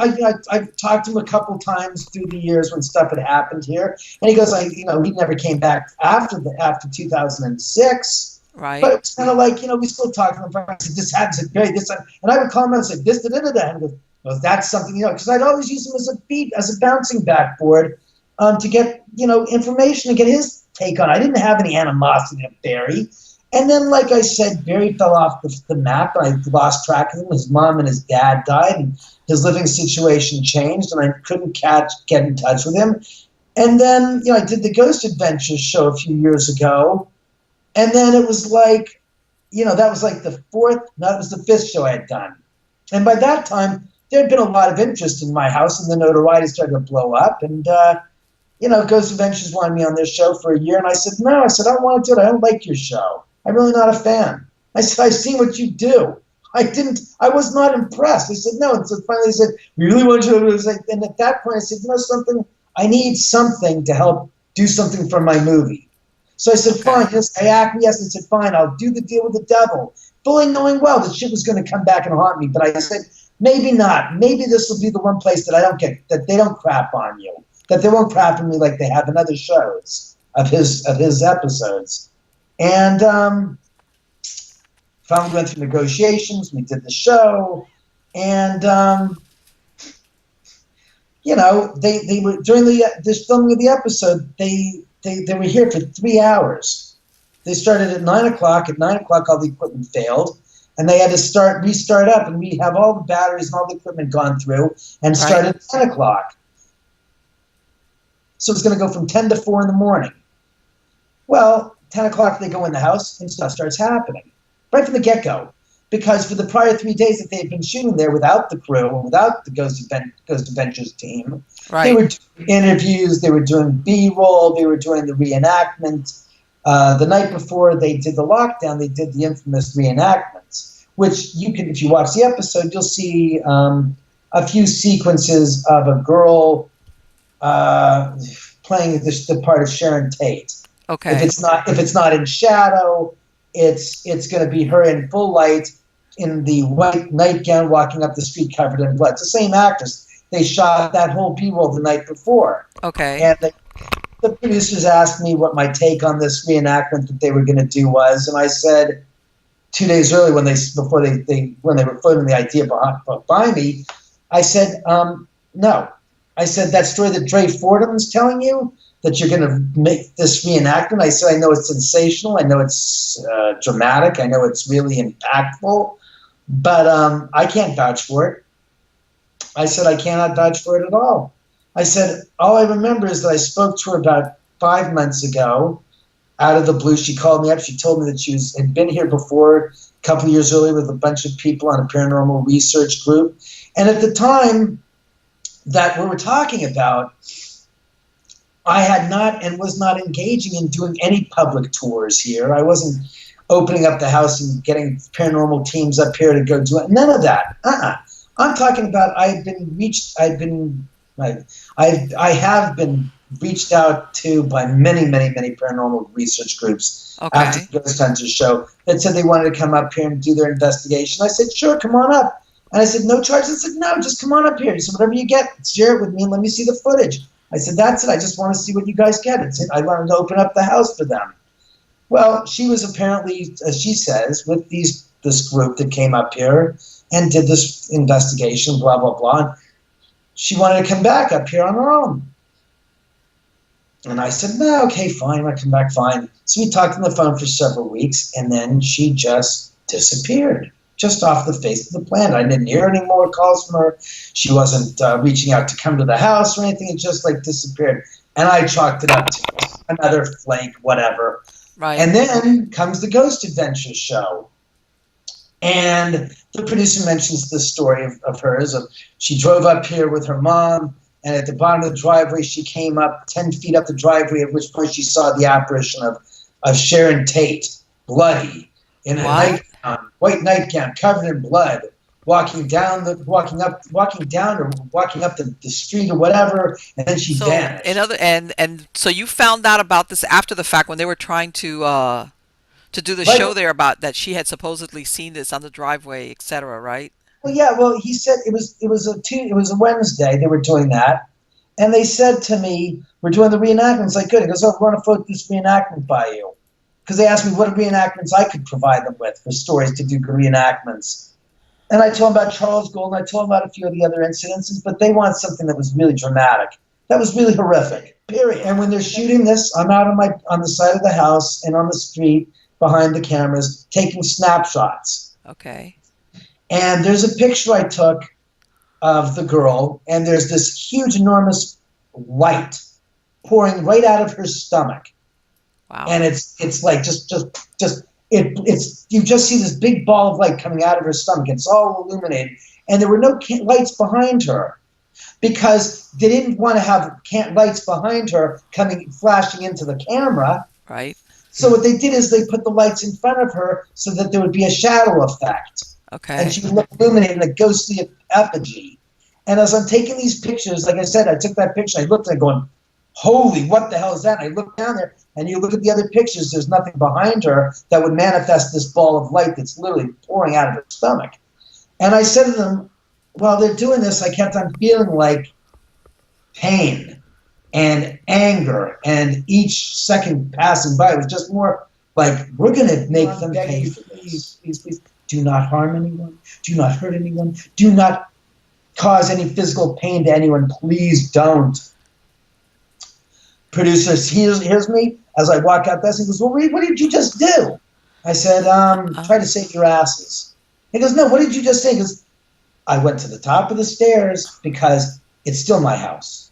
You guys are going to be in here for a few hours? That's fine. I said, I have a conscience. I said, I don't want anyone in my house to get hurt. Because what you guys have done, as I told you after, before we start shooting this today, that you guys are in for the time of your lives, and I can't guarantee your safety. Right. So that's why I went to the top of the stairs to yell and scream at them, to plead with them, and to protest their anger, and ask them to please not go AWOL on you. And he goes, oh, well, would you mind going back there and doing that again? I said, but this time don't curse, and don't say fuck and all this. I said, yeah, I'll do it. I said, for the camera, huh? He goes, yeah, for the camera, please. And remember. I said, oh, I got it. So I did that. And which, I live to regret doing because Zach puts this in a book that he wrote called I Am Haunted. Right.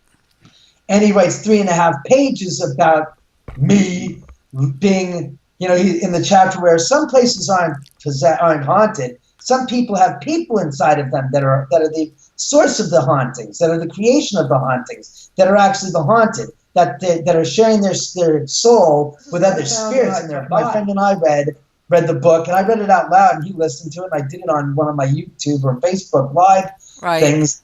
People were saying, when you look at it and you listen to it, he's making statements, but makes no statements of fact to back anything up.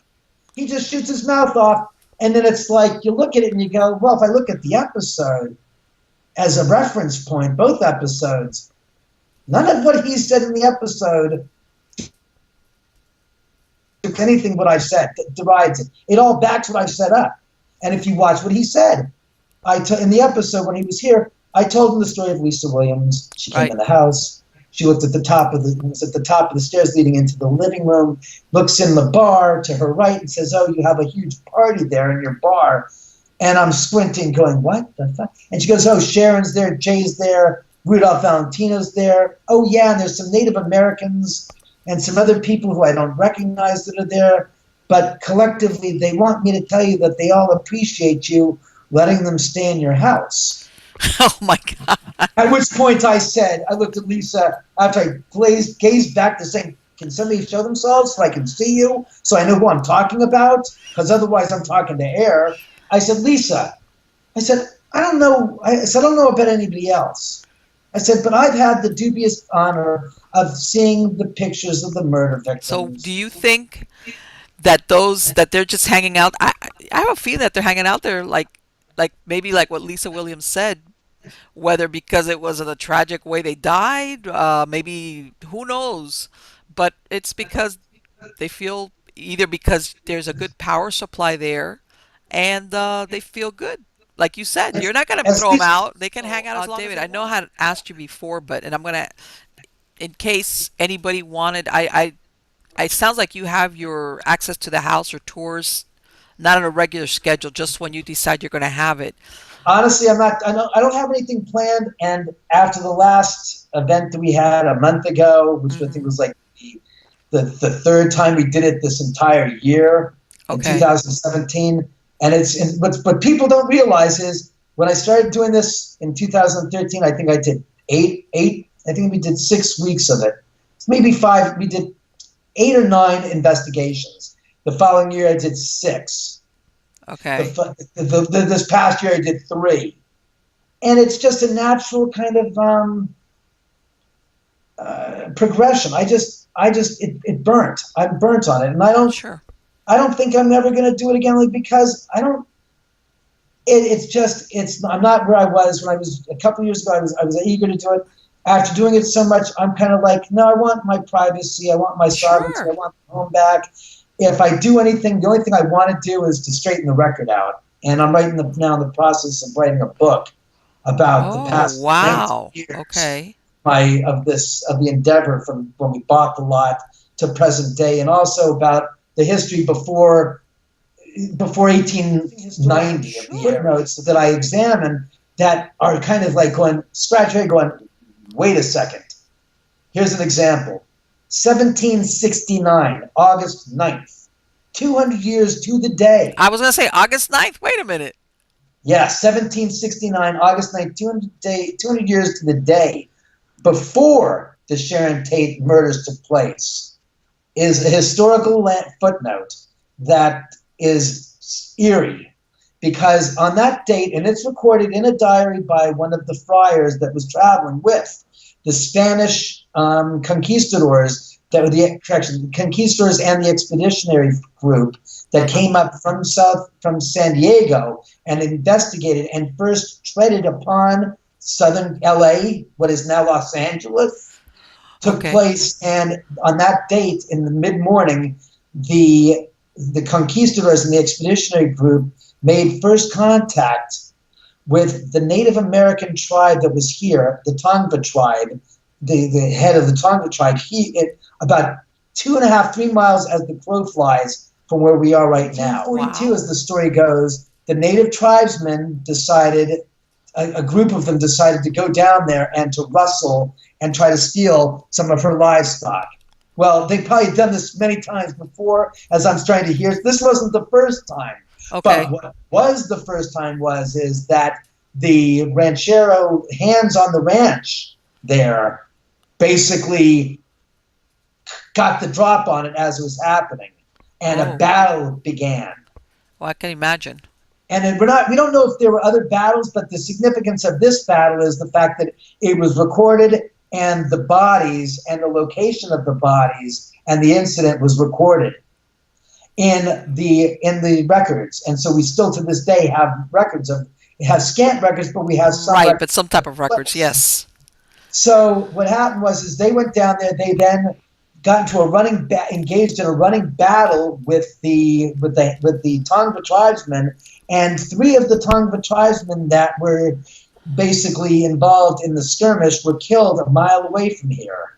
Yeah, it's all in that And, area. A mile is right, nothing. and at that time it was the middle of the walnut grove. So apparently the tribesmen were killed, probably by muskets or gunshots, and their bodies were left there, and literally they were interred in the earth there. What's important is, again, the term that I just used, I'm being told, interred there. They weren't buried there.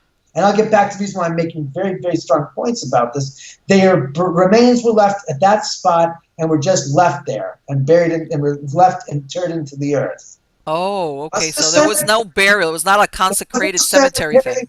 The Tongva tribesmen didn't do it. The Mexicans that were there didn't want to gosh darn have their rotting bodies, so they dug a pit in the ground and dropped them all into it. Wow. About 90 years later, a little less, 1842, about 80 years later, 83 years later, I'd say about 1912, the Beverly Hills Hotel was built, and there are photographs that show the whole area is empty. All you have is this massive hotel with huge canyons and mountains around it, and there's not a shit thing around it. Well, later on, the city started to develop. They decided to build the Beverly Hills First Women's Club in 1925. Well, when they broke ground to start construction, they unearthed the remains of the 3 Native Americans. Oh, really? Interred on that spot. And on that spot, to this very day, is a good-sized 250-pound granite, maybe 200-pound granite boulder. Excuse me. And there sits a bronze placard on this. Okay. And on this placard, it reads the inscription.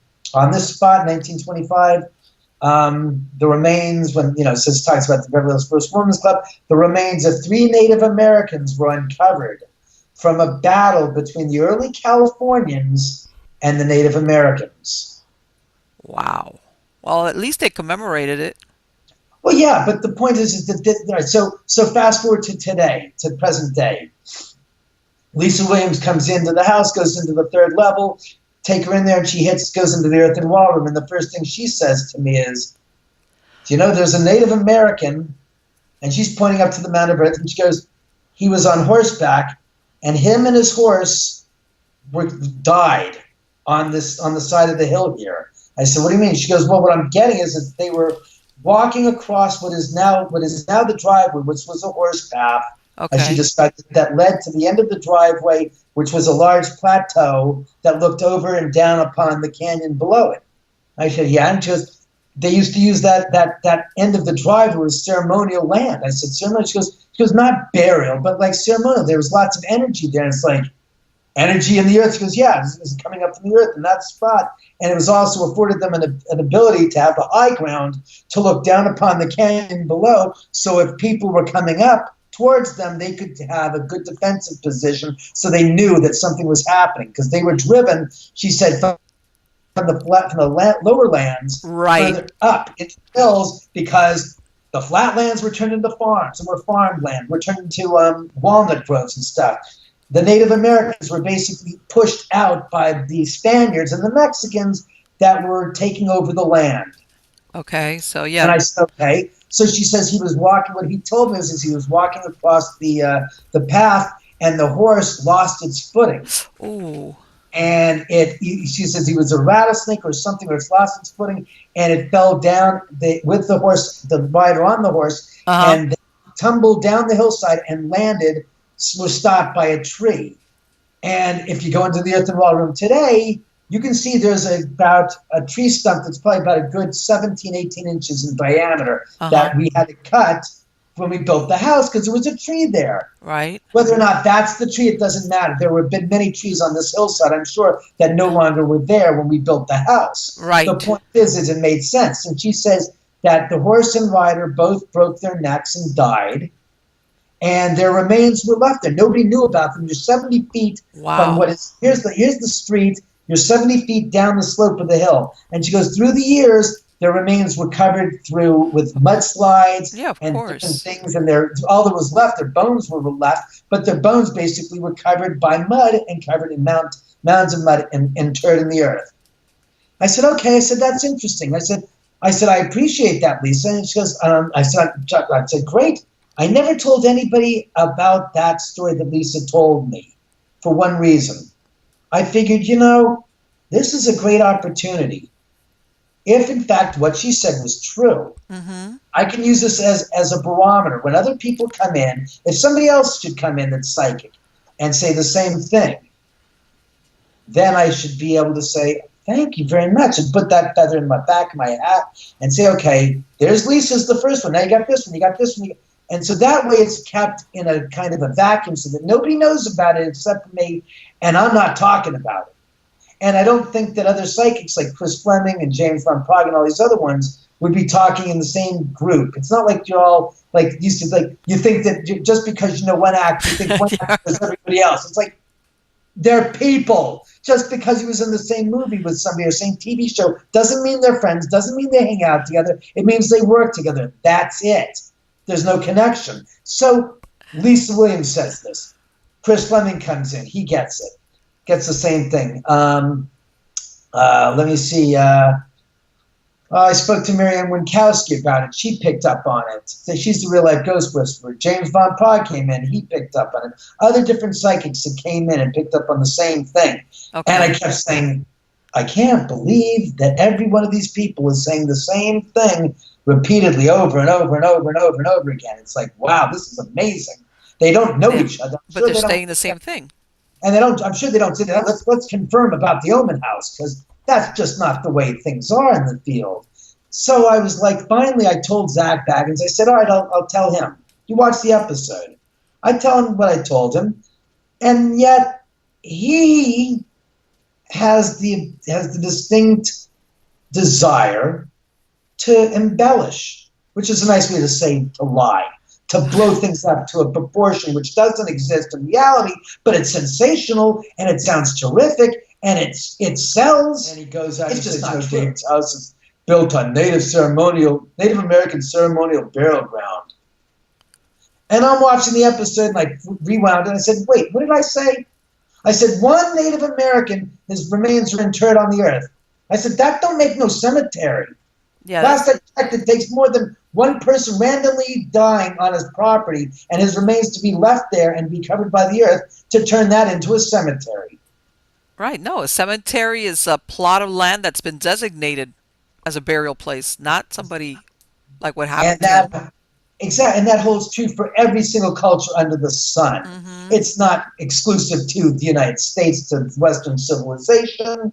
A cemetery existed in Egypt, and it was designated as such. Exactly. And in some cases, like in the Navajo or the Anasazi, where they lived was in the side of mountains, and they had their burials in the side of mountains, which in the side of canyons. Hey, that granted, that makes sense. Furthermore, is when you watch further into the episode, Dre Fordham tells her story to him and says, a week after she was here, I think a week or so, she goes, about a week after I was at David's house, I'm at the supermarket, and I'm in the middle of the grocery aisle, and all of a sudden I feel my spirit or my soul being pulled out of my body.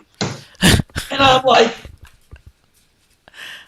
and I'm listening to her say it, I'm going, she just said a week after she's at my house, she had this experience and she's blaming me and my house for this taking place 7 days after she was here for 10 minutes. I said, wow, that's not the capper. The capper is that he goes and he starts interviewing Barry Taft. And all of this that I'm telling you people out there, go watch the show. Don't take my word for it. It's right there in the video on the show. What I'm saying to you, you can look at it and go, yeah, David's telling the truth. That's kind of cockeyed. Zach goes and talks to Barry and says to Barry, well, Barry, this Dre Fordham was at David's house, and the following day she was at the supermarket and she felt this experience where her body and soul were being pulled out from one another. I said to my friends who were watching, I said, stop, rewind. What does Dre say? About a week after I'm at David Oman's house, I'm at the supermarket. I said, fast forward what Zach tells Barry. The following day after she was at David's house, and I said, okay, we have two. And then he's taking what Trey Fordham said, which didn't make sense in the first place, and then twisted it around and told Barry that her experience happened the following day after being here. And I said, it goes to show you what lengths this guy will go, and he has there are no ends to which he will go to create something that is flat out not what was said, to make it more sensational, to bring it to a place where it's like your heart's palpitating and you have no other reason. But the truth is, it's somebody saying lies about other people, fine.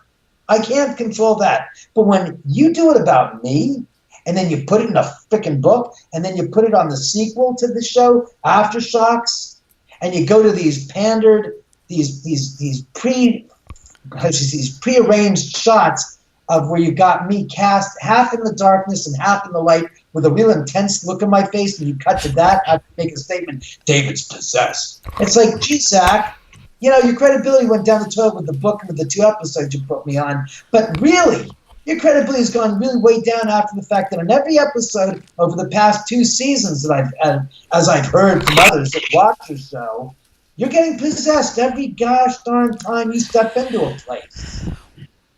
So let me ask you something, David. Do you think, and I know what you mean, I know exactly where you're coming from on that.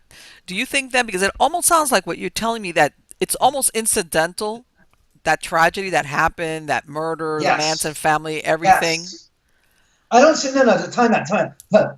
I can't, I want to take that back. I don't think that the tragedy is incidental. No. I'm just saying.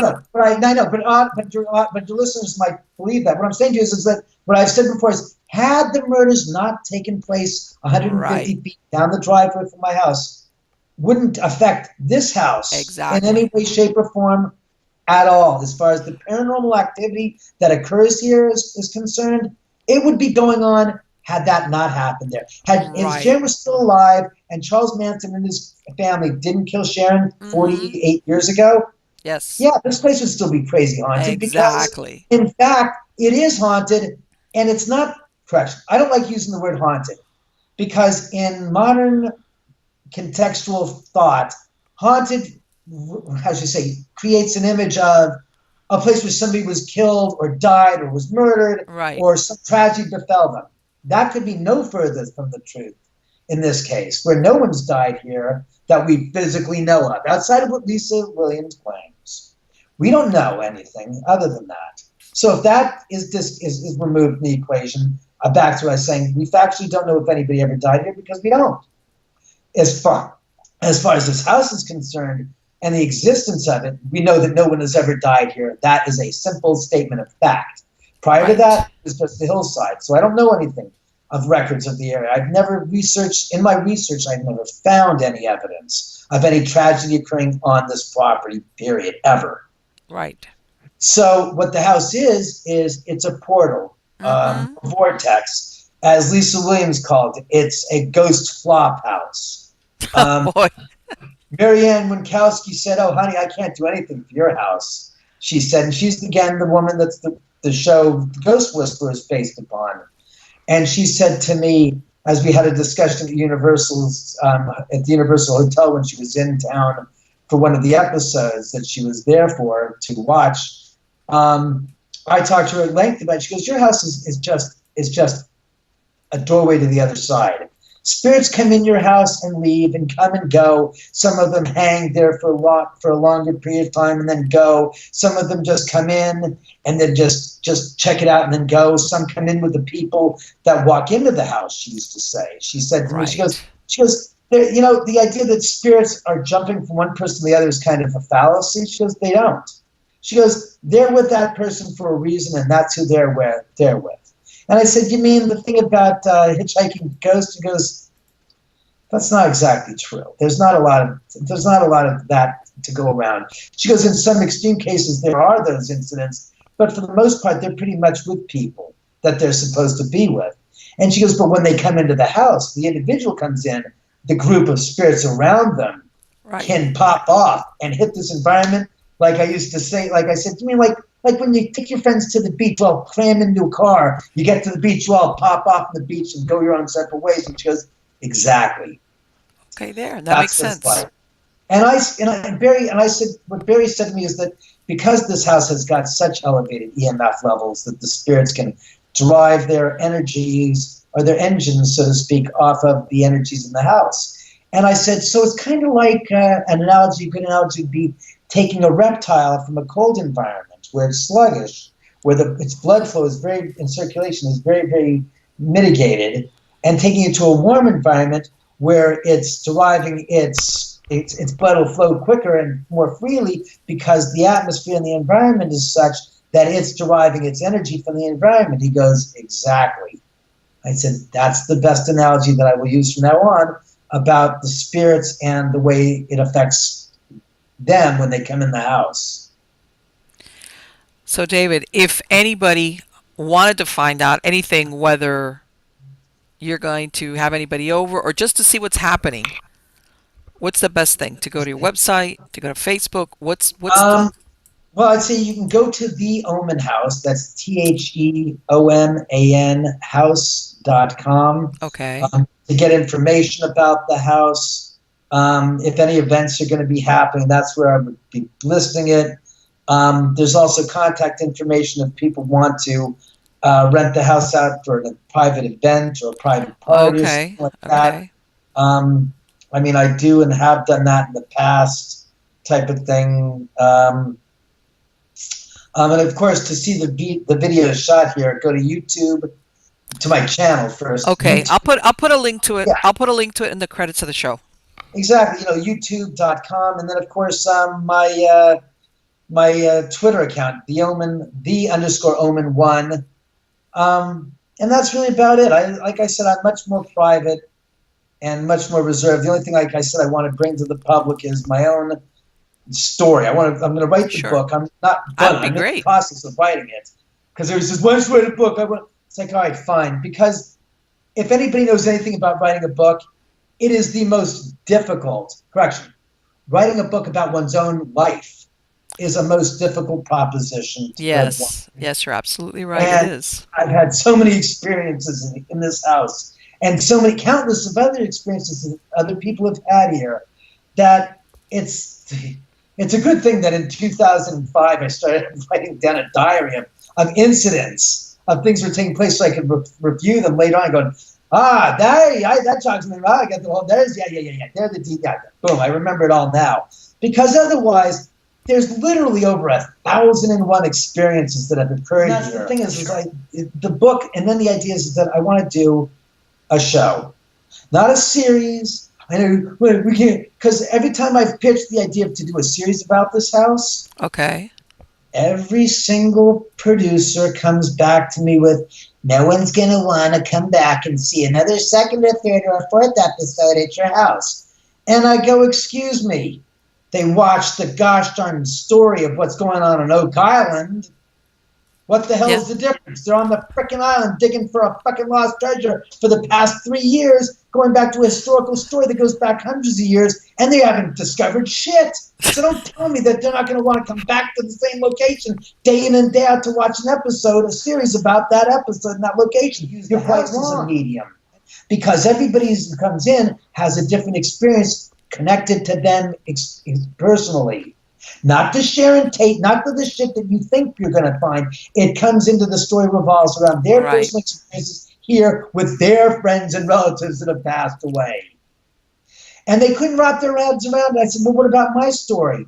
Nobody wants to see a special. I said, no, but they want to see 6 episodes from 6 different series about my house, telling the wrong story.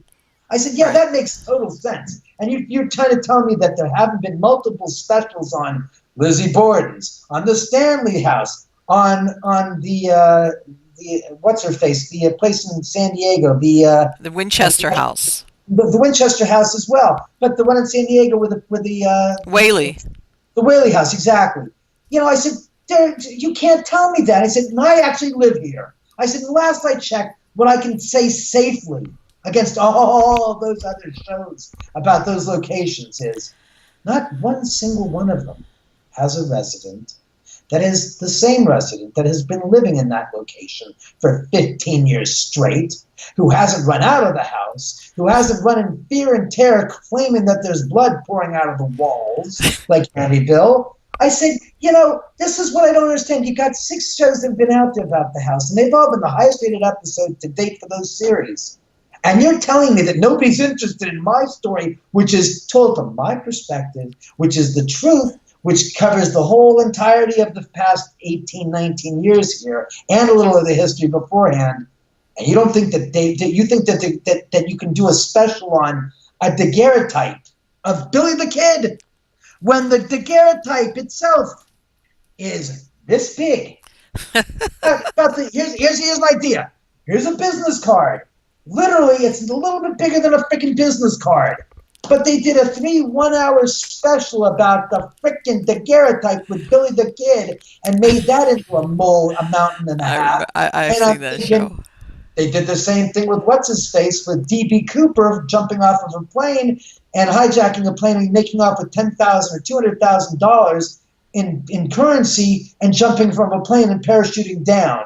I mean, but those stories are things that people want to see. But here, we have a subject that's been interested and intriguing the audience for the past decade that we know of. Yes.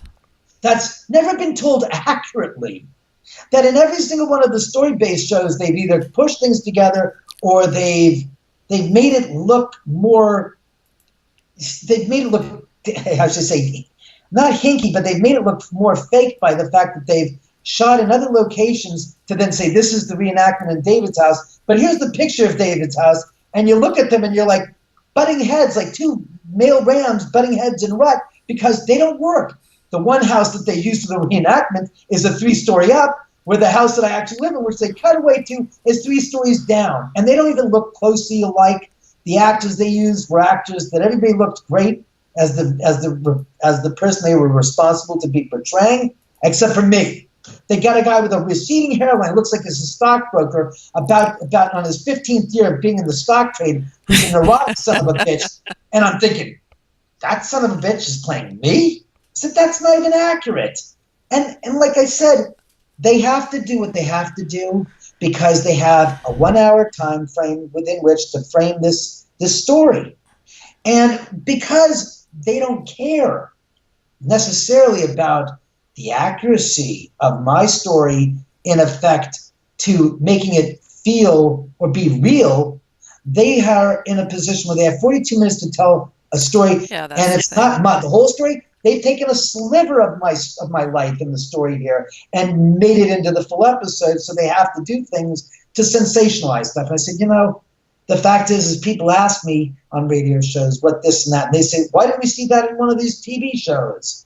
That's more interesting than the shit they put on the episode. And I go, I have a pretty good sense of feeling of the pulse of the audience, of what they want and what they don't want. And after being on the shows and seeing the responses and hearing from the audience's feedback and opinion and knowing what I got in my own library of materials captured here, I know for a fact I could give you guys a 3 1-hour special about the House of Hauntings that would guaranteed give you more paranormal evidence of activity in the 1 3-hour episode than in every single paranormal television show that's been on in the past 30 years and all their seasons running collected. Well, I mean, times 10. I mean, that's how much evidence I've accumulated that I want to put on the show and also put on the website for the show after I finish writing the book. Because once the book is out there, people are going to just read it and say, that's what I wanted to read. I want to read the real story from David, right, not what other people have done, because that's the opening to saying, all right, now David's got some credibility. Now the audience and the producers realize the audience is interested in this. Then I think that they would be interested in doing the special and telling the story vis-a-vis what is in the book, because it's chronological. It goes through the early parts of the Tonga tribesmen from 1769 to, it goes through lightly sprinkled history, because you need to know what was there before we were here. Right. In other words, this is your experience, but not filtered through somebody else that wants to produce a certain end or a version. Right. It's telling my story with the truth with the interest level of the audience at heart, with the intrigue and the whole, like I said, the whole story, showing pictures, still photographs of during the construction, which very Okay. few people have ever You know seen. what? I then definitely you need to pursue that book writing. I know it's difficult, like you said, but you sounds like you have a good vision in mind of what you want once you finish the book and beyond it, which is definitely that's what you need. You need a vision, and you've got it. The only way you're on the right track because the only way you're going to be able to have that is doing exactly what you're saying. You're going to be in the driver's seat of the production. Right. Well, I'll be there with them. I have no problem working with a production company. I just want to make sure that we adhere to a certain level of integrity in the production, that we are not following the footsteps of others that have gone. Famous because he was in the Earthen War Room in that 10-pound butcher block spun off the television set. And I took him down there a year later and interviewed him, and we had him do the walkthrough in that room, and he broke it down for us in detail what all was going on and explained to us what his mindset was, what he was thinking, what he was doing, because some of the people that watch the video don't understand what he was doing in the room, and he gets to lay it out from start to finish, the whole story of what took place on top of watching the video as well and breaking it down. To me, that works a lot better in a sales pitch and in a actually engaging your audience. Oh, yeah, you're fading out on me. You're coming in. You're the How's the that possible? it's becoming frozen, and the audio is starting to fade. It's starting to like you're frozen. Oh boy. If that's the case, then it's a sign from the other side saying, you guys have spent a lot of time on the phone. Maybe this is Yes. it and wrap it up. And they also don't like Zach Baggins, so what do you expect? that I guarantee you, if we change the subject and the conversation clears up, Everything. what do you want? Do you want proof?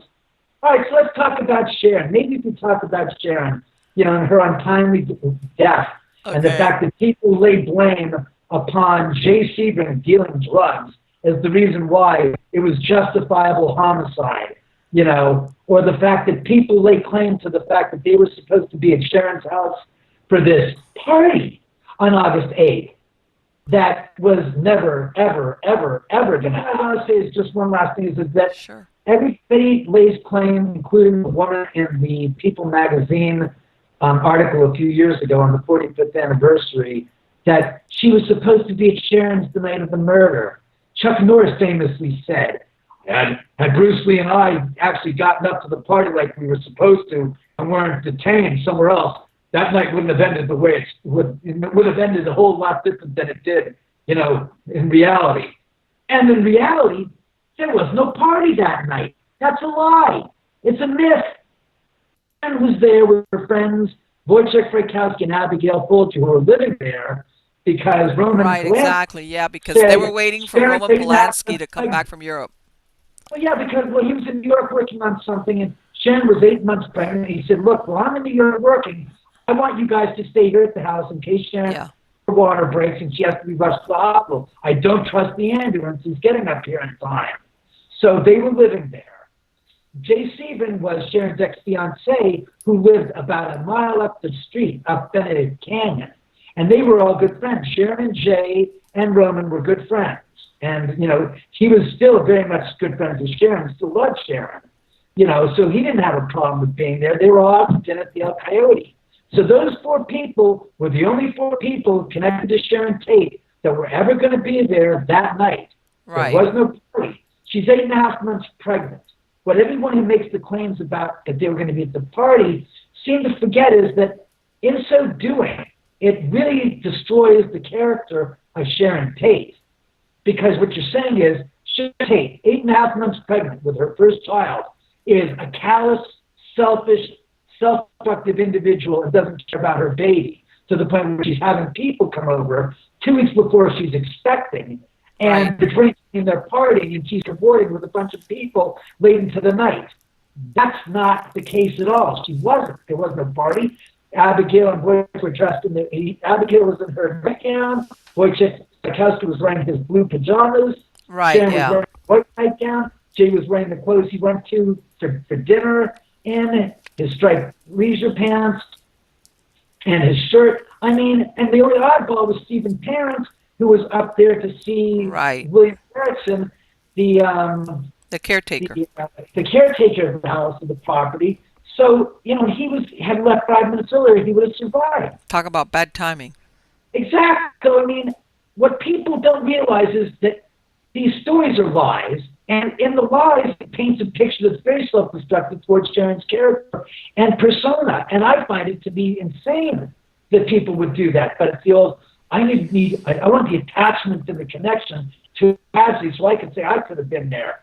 In fact, there was no possibility that he was going to be there. Because as I said to a friend a few weeks ago, think of it. Think of the odds. What are the odds that 1,000 people were supposed to be at Sharon Tate's house or claimed to have been invited to party at Sharon Tate's house that night? What are the odds that 1,000 people out of 1,000 people would, under circumstances beyond control, not endeavor to make it up to the house that night? But you know what? Because you know that the Manson family, it took them a while to realize they had a lot of wild theories going around because I believe that before they knew it was Manson, they had even looked at, that Roman Polanski had done Rosemary's Baby, and that supposedly while he was filming it, he had gotten threats from people that were involved with that. So they were even thinking at one point that might be the tie-in as to who had done this. This was before they identified the Manson family as being the culprits. I vividly recall it was anyone's guess who it was. They didn't know if it was hippies, they didn't know if it was satanic cult. They didn't know. There were so many different theories in the newspapers. I look back and I read the headlines and I read some of the articles prior to the discovery, which in itself was a happenstance circumstance that almost never got covered because the Ronnie Howard, Susan Atkins' cellmate at Sybil Brand, had told the sheriffs, the jailer, one of the jail patrol, the sheriff in the jail, what she said, what Susan Atkins had confided in her roommate Ronnie Howard. And it was the old story of telephone. 5 people lined up. Say a statement to person number 1. By the time it gets to person number 5, the statement doesn't resemble the initial statement made. The same thing with this. She said to her, she goes, she wanted to take, Susan Atkins confided in Ronnie Howard, said she wanted to take the baby out, but she didn't. And the fact that she didn't mention anything about a rope thing around the neck of Jay Sebring over the rafters connecting to Sharon Tate's body was another thing. And there was other small details that were not consistent. And the reason why they weren't consistent is because, as this is known now, somebody came back to the murder site after the murders were committed. And we know this because there's witness testimony that describes 2 men yelling and arguing at about between 1:30 and 2 in the morning on the morning of the 9th. And the crime scene disposition doesn't jive with the way Susan Atkins had described the crime scene disposition. Mm-hmm. Meaning that there wasn't any rope around Sharon and Jay's connected bodies over the rafters. There wasn't blood that only matched Sharon and Jay, a pool of blood that matched Sharon and Jay at the front door. Okay. There wasn't blood-stained evidence or blood trail going into the backyard on the grass in the lawn that only matched Sharon and Jay's blood. Okay. So somebody came there after the murders were performed or committed and tried to, as I later on gathered through supposition or through just whatever, I don't want to get into it, but I just came up with this, is that Manson and his cohort, a male cohort, came back to the crime scene at around 1:30 in the morning to examine the crime scene.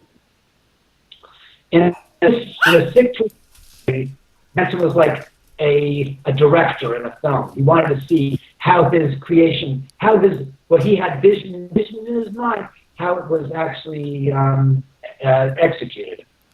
And he wasn't happy. Okay. So he basically took Sharon Jay's body with his cohort to the front door, where they stopped to catch their breath because dead bodies are like dead weight. They don't help with the movement. They're like bags of sand. So they stopped at the front door and the blood dripped out and collected in a pool at the front door. Okay. Took the bodies outside into the backyard. Again, dropped with the blood, making sense at that point. Then they try to put Sharon Jay into a pseudo-sexual position. And hear me out. Okay. The theory behind this is very clear. They then came in the house because they couldn't do that with the bodies because the remorse had set in and bodies aren't like posable dolls, mannequins. They're not helpful in that regard. So he decided to then put the body, Sharon on the couch and then Jay on the floor, and take the rope and throw it over the rafter and then connect it to Sharon's head or body and then take the other end and connect it to Jay's body to make a figurative statement that it was Sebring's baby that Sharon was carrying, not Polanski's baby. And what's interesting is, and I've heard theories about this, that when people went back, looked back at it and said, wait a second, Sharon's 8.5 months pregnant, go back 8.5 months. Where is Roman at this time? Not in L.A., not anywhere near Sharon. And again, this is not what I'm just reiterating what I've heard in the theories. They said that there's no way that Sharon and Roman could have conceived that child if she's 8.5 months pregnant then, and you backtrack to then, he's nowhere around. And I said, well, that now makes sense. It answers every single question that I had as to why there's blood at the front door. Why is there blood stained evidence trailing into the backyard on the lawn? Okay. Why is there a rope connecting the two bodies? Because if you go to the rope and you work backwards saying that's what the rope is there to make the figurative statement of, then you work backwards and you come back to what I just said. The only conclusion you have that fits the factual consistent, that's factually consistent with the evidence that is there that was found at the crime scene at the time. Well, I mean, I know that there was a lot of stuff that went on there that you almost wish that they had the forensic that we have now. Yeah. But unfortunately, that's not the case. But anyway, David, thank you so much for the time that you spent. You've been wonderful. I look forward to the book. I look forward to whatever it is that you're going to produce, because I know that it's going to be out there. Well, it'll be out there, but it'll be out there in one sense of the word, in the sense that it'll be something that has never been done like this before, but it'll be in there in the fact that it'll be widely appreciated and shared with an audience that'll get more out of it than most of the what that's been out there produced on television. I thank you and I appreciate your sentiments and your words and your words of endorsement and words of encouragement, because absolutely. That really, honestly, that's the fuel that kind of, I need a spark, and that's the spark that encourages me that I'm on the right path and I have to continue forging with this book and make this happen. Because people say to me, it's like, I forget, it's like, no one gives a damn about history. It's like, no, really, it doesn't. There's a lot of people that are intrigued by it, and you have a very interesting, insightful, open perspective about it. That I will stay on top of what you're doing, and I'm looking forward to seeing what you produce. Well, it's been a pleasure talking to you, and once the book is done, I'll be happy to get you a copy of it, get your insights and your feedback. I'd be happy to come back on and talk about the book and discuss things in a different light. Once the book is done, I'm sure I'll have a lot more to discuss. Absolutely. Have a good night. Take care. It was great talking to you. You do the same. Great talking to you too, Merlene. Bye-bye. So, I'm sorry if it's, you know what, I might even break up this interview into 2 parts because it was such a long interview, but it was so interesting. Okay, because, when I asked David to do the interview,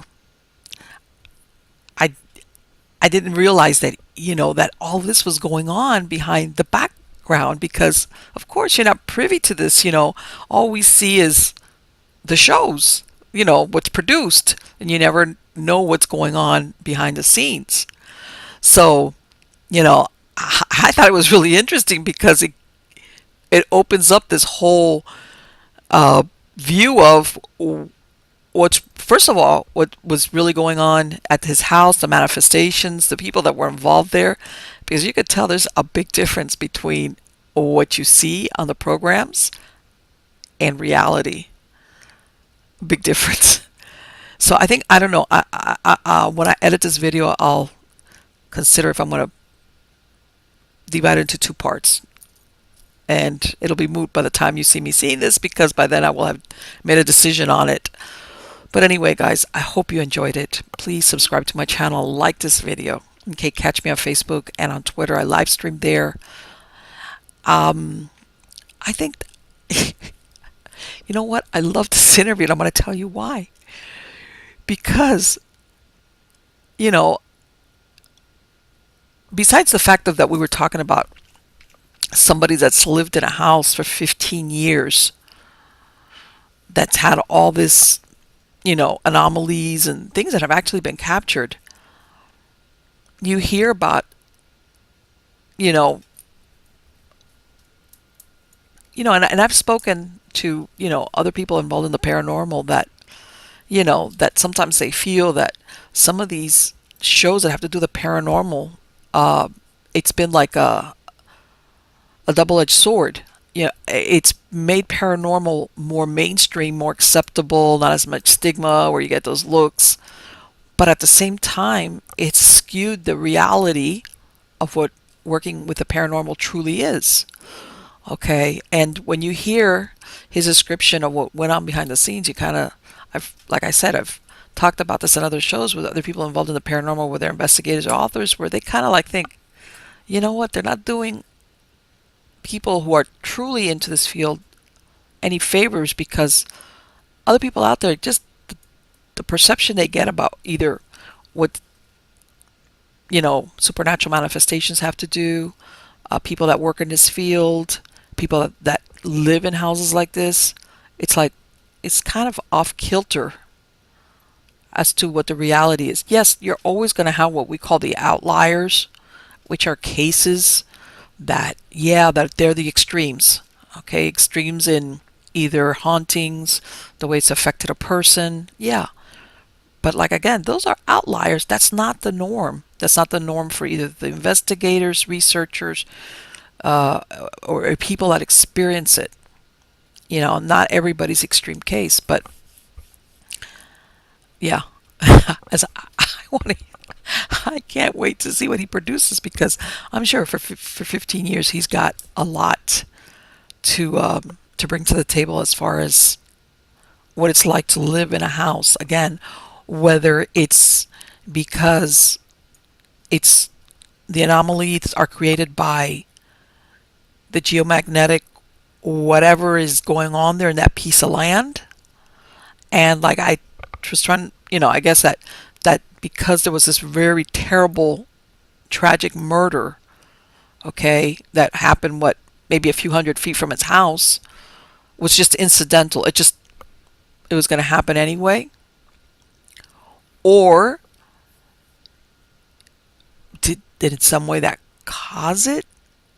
Because from what I understand, the reason supposedly what Charles Manson had picked this particular house was because apparently there was a music producer who used to live there before, who he had some type of problem with, I guess promised him either some type of opportunity, some type of things. So he was under the impression that this music producer still lived in this house, and that's why he picked this house, and he, you know, they ended up murdering anybody.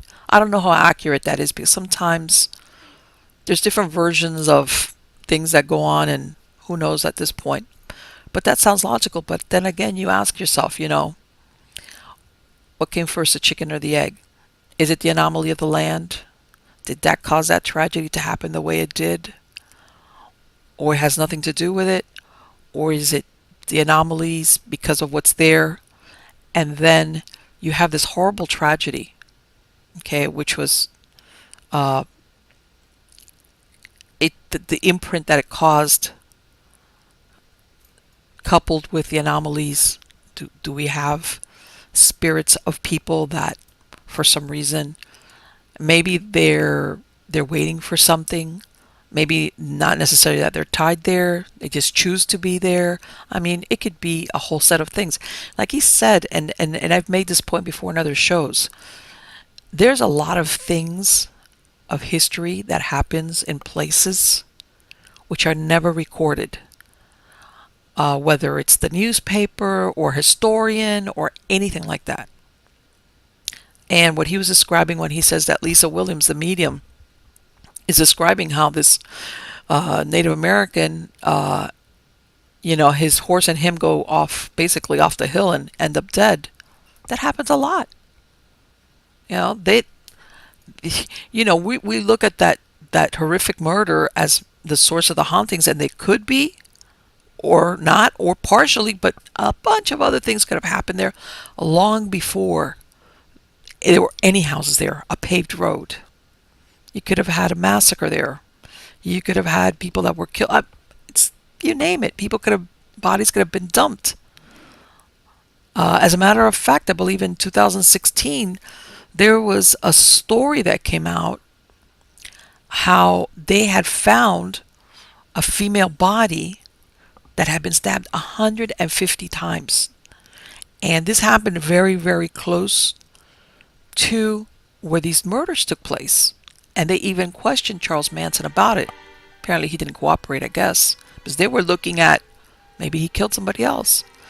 This lady was unidentified, I believe, since 1969 till 2016. And finally, somebody that knew her, I guess they had put her picture in a database of Jane Doe's,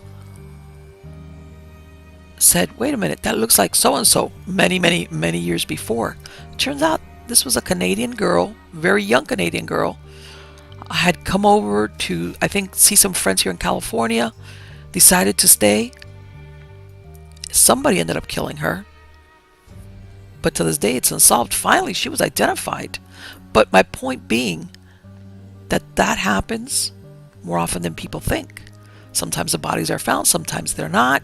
In this case, yeah, they identified her, but as far as the murderer, that still remains a big question mark. So yes, absolutely. I mean, a lot could happen as far as what is either the origins of the haunting, okay, little dog, stop it, or if not the catalyst, the accelerators that take this from being something that goes, oh, dog, stop, unperceived, till you have then what you see now going on in the Oman House. So again, I'm going to put links to the credits as to if you want to go to a site, if you want to get more information about if he's going to have any tours or book special events, etc. So guys, take care. Thank you so much for watching. Don't forget, like the video. Take care. Thanks for viewing.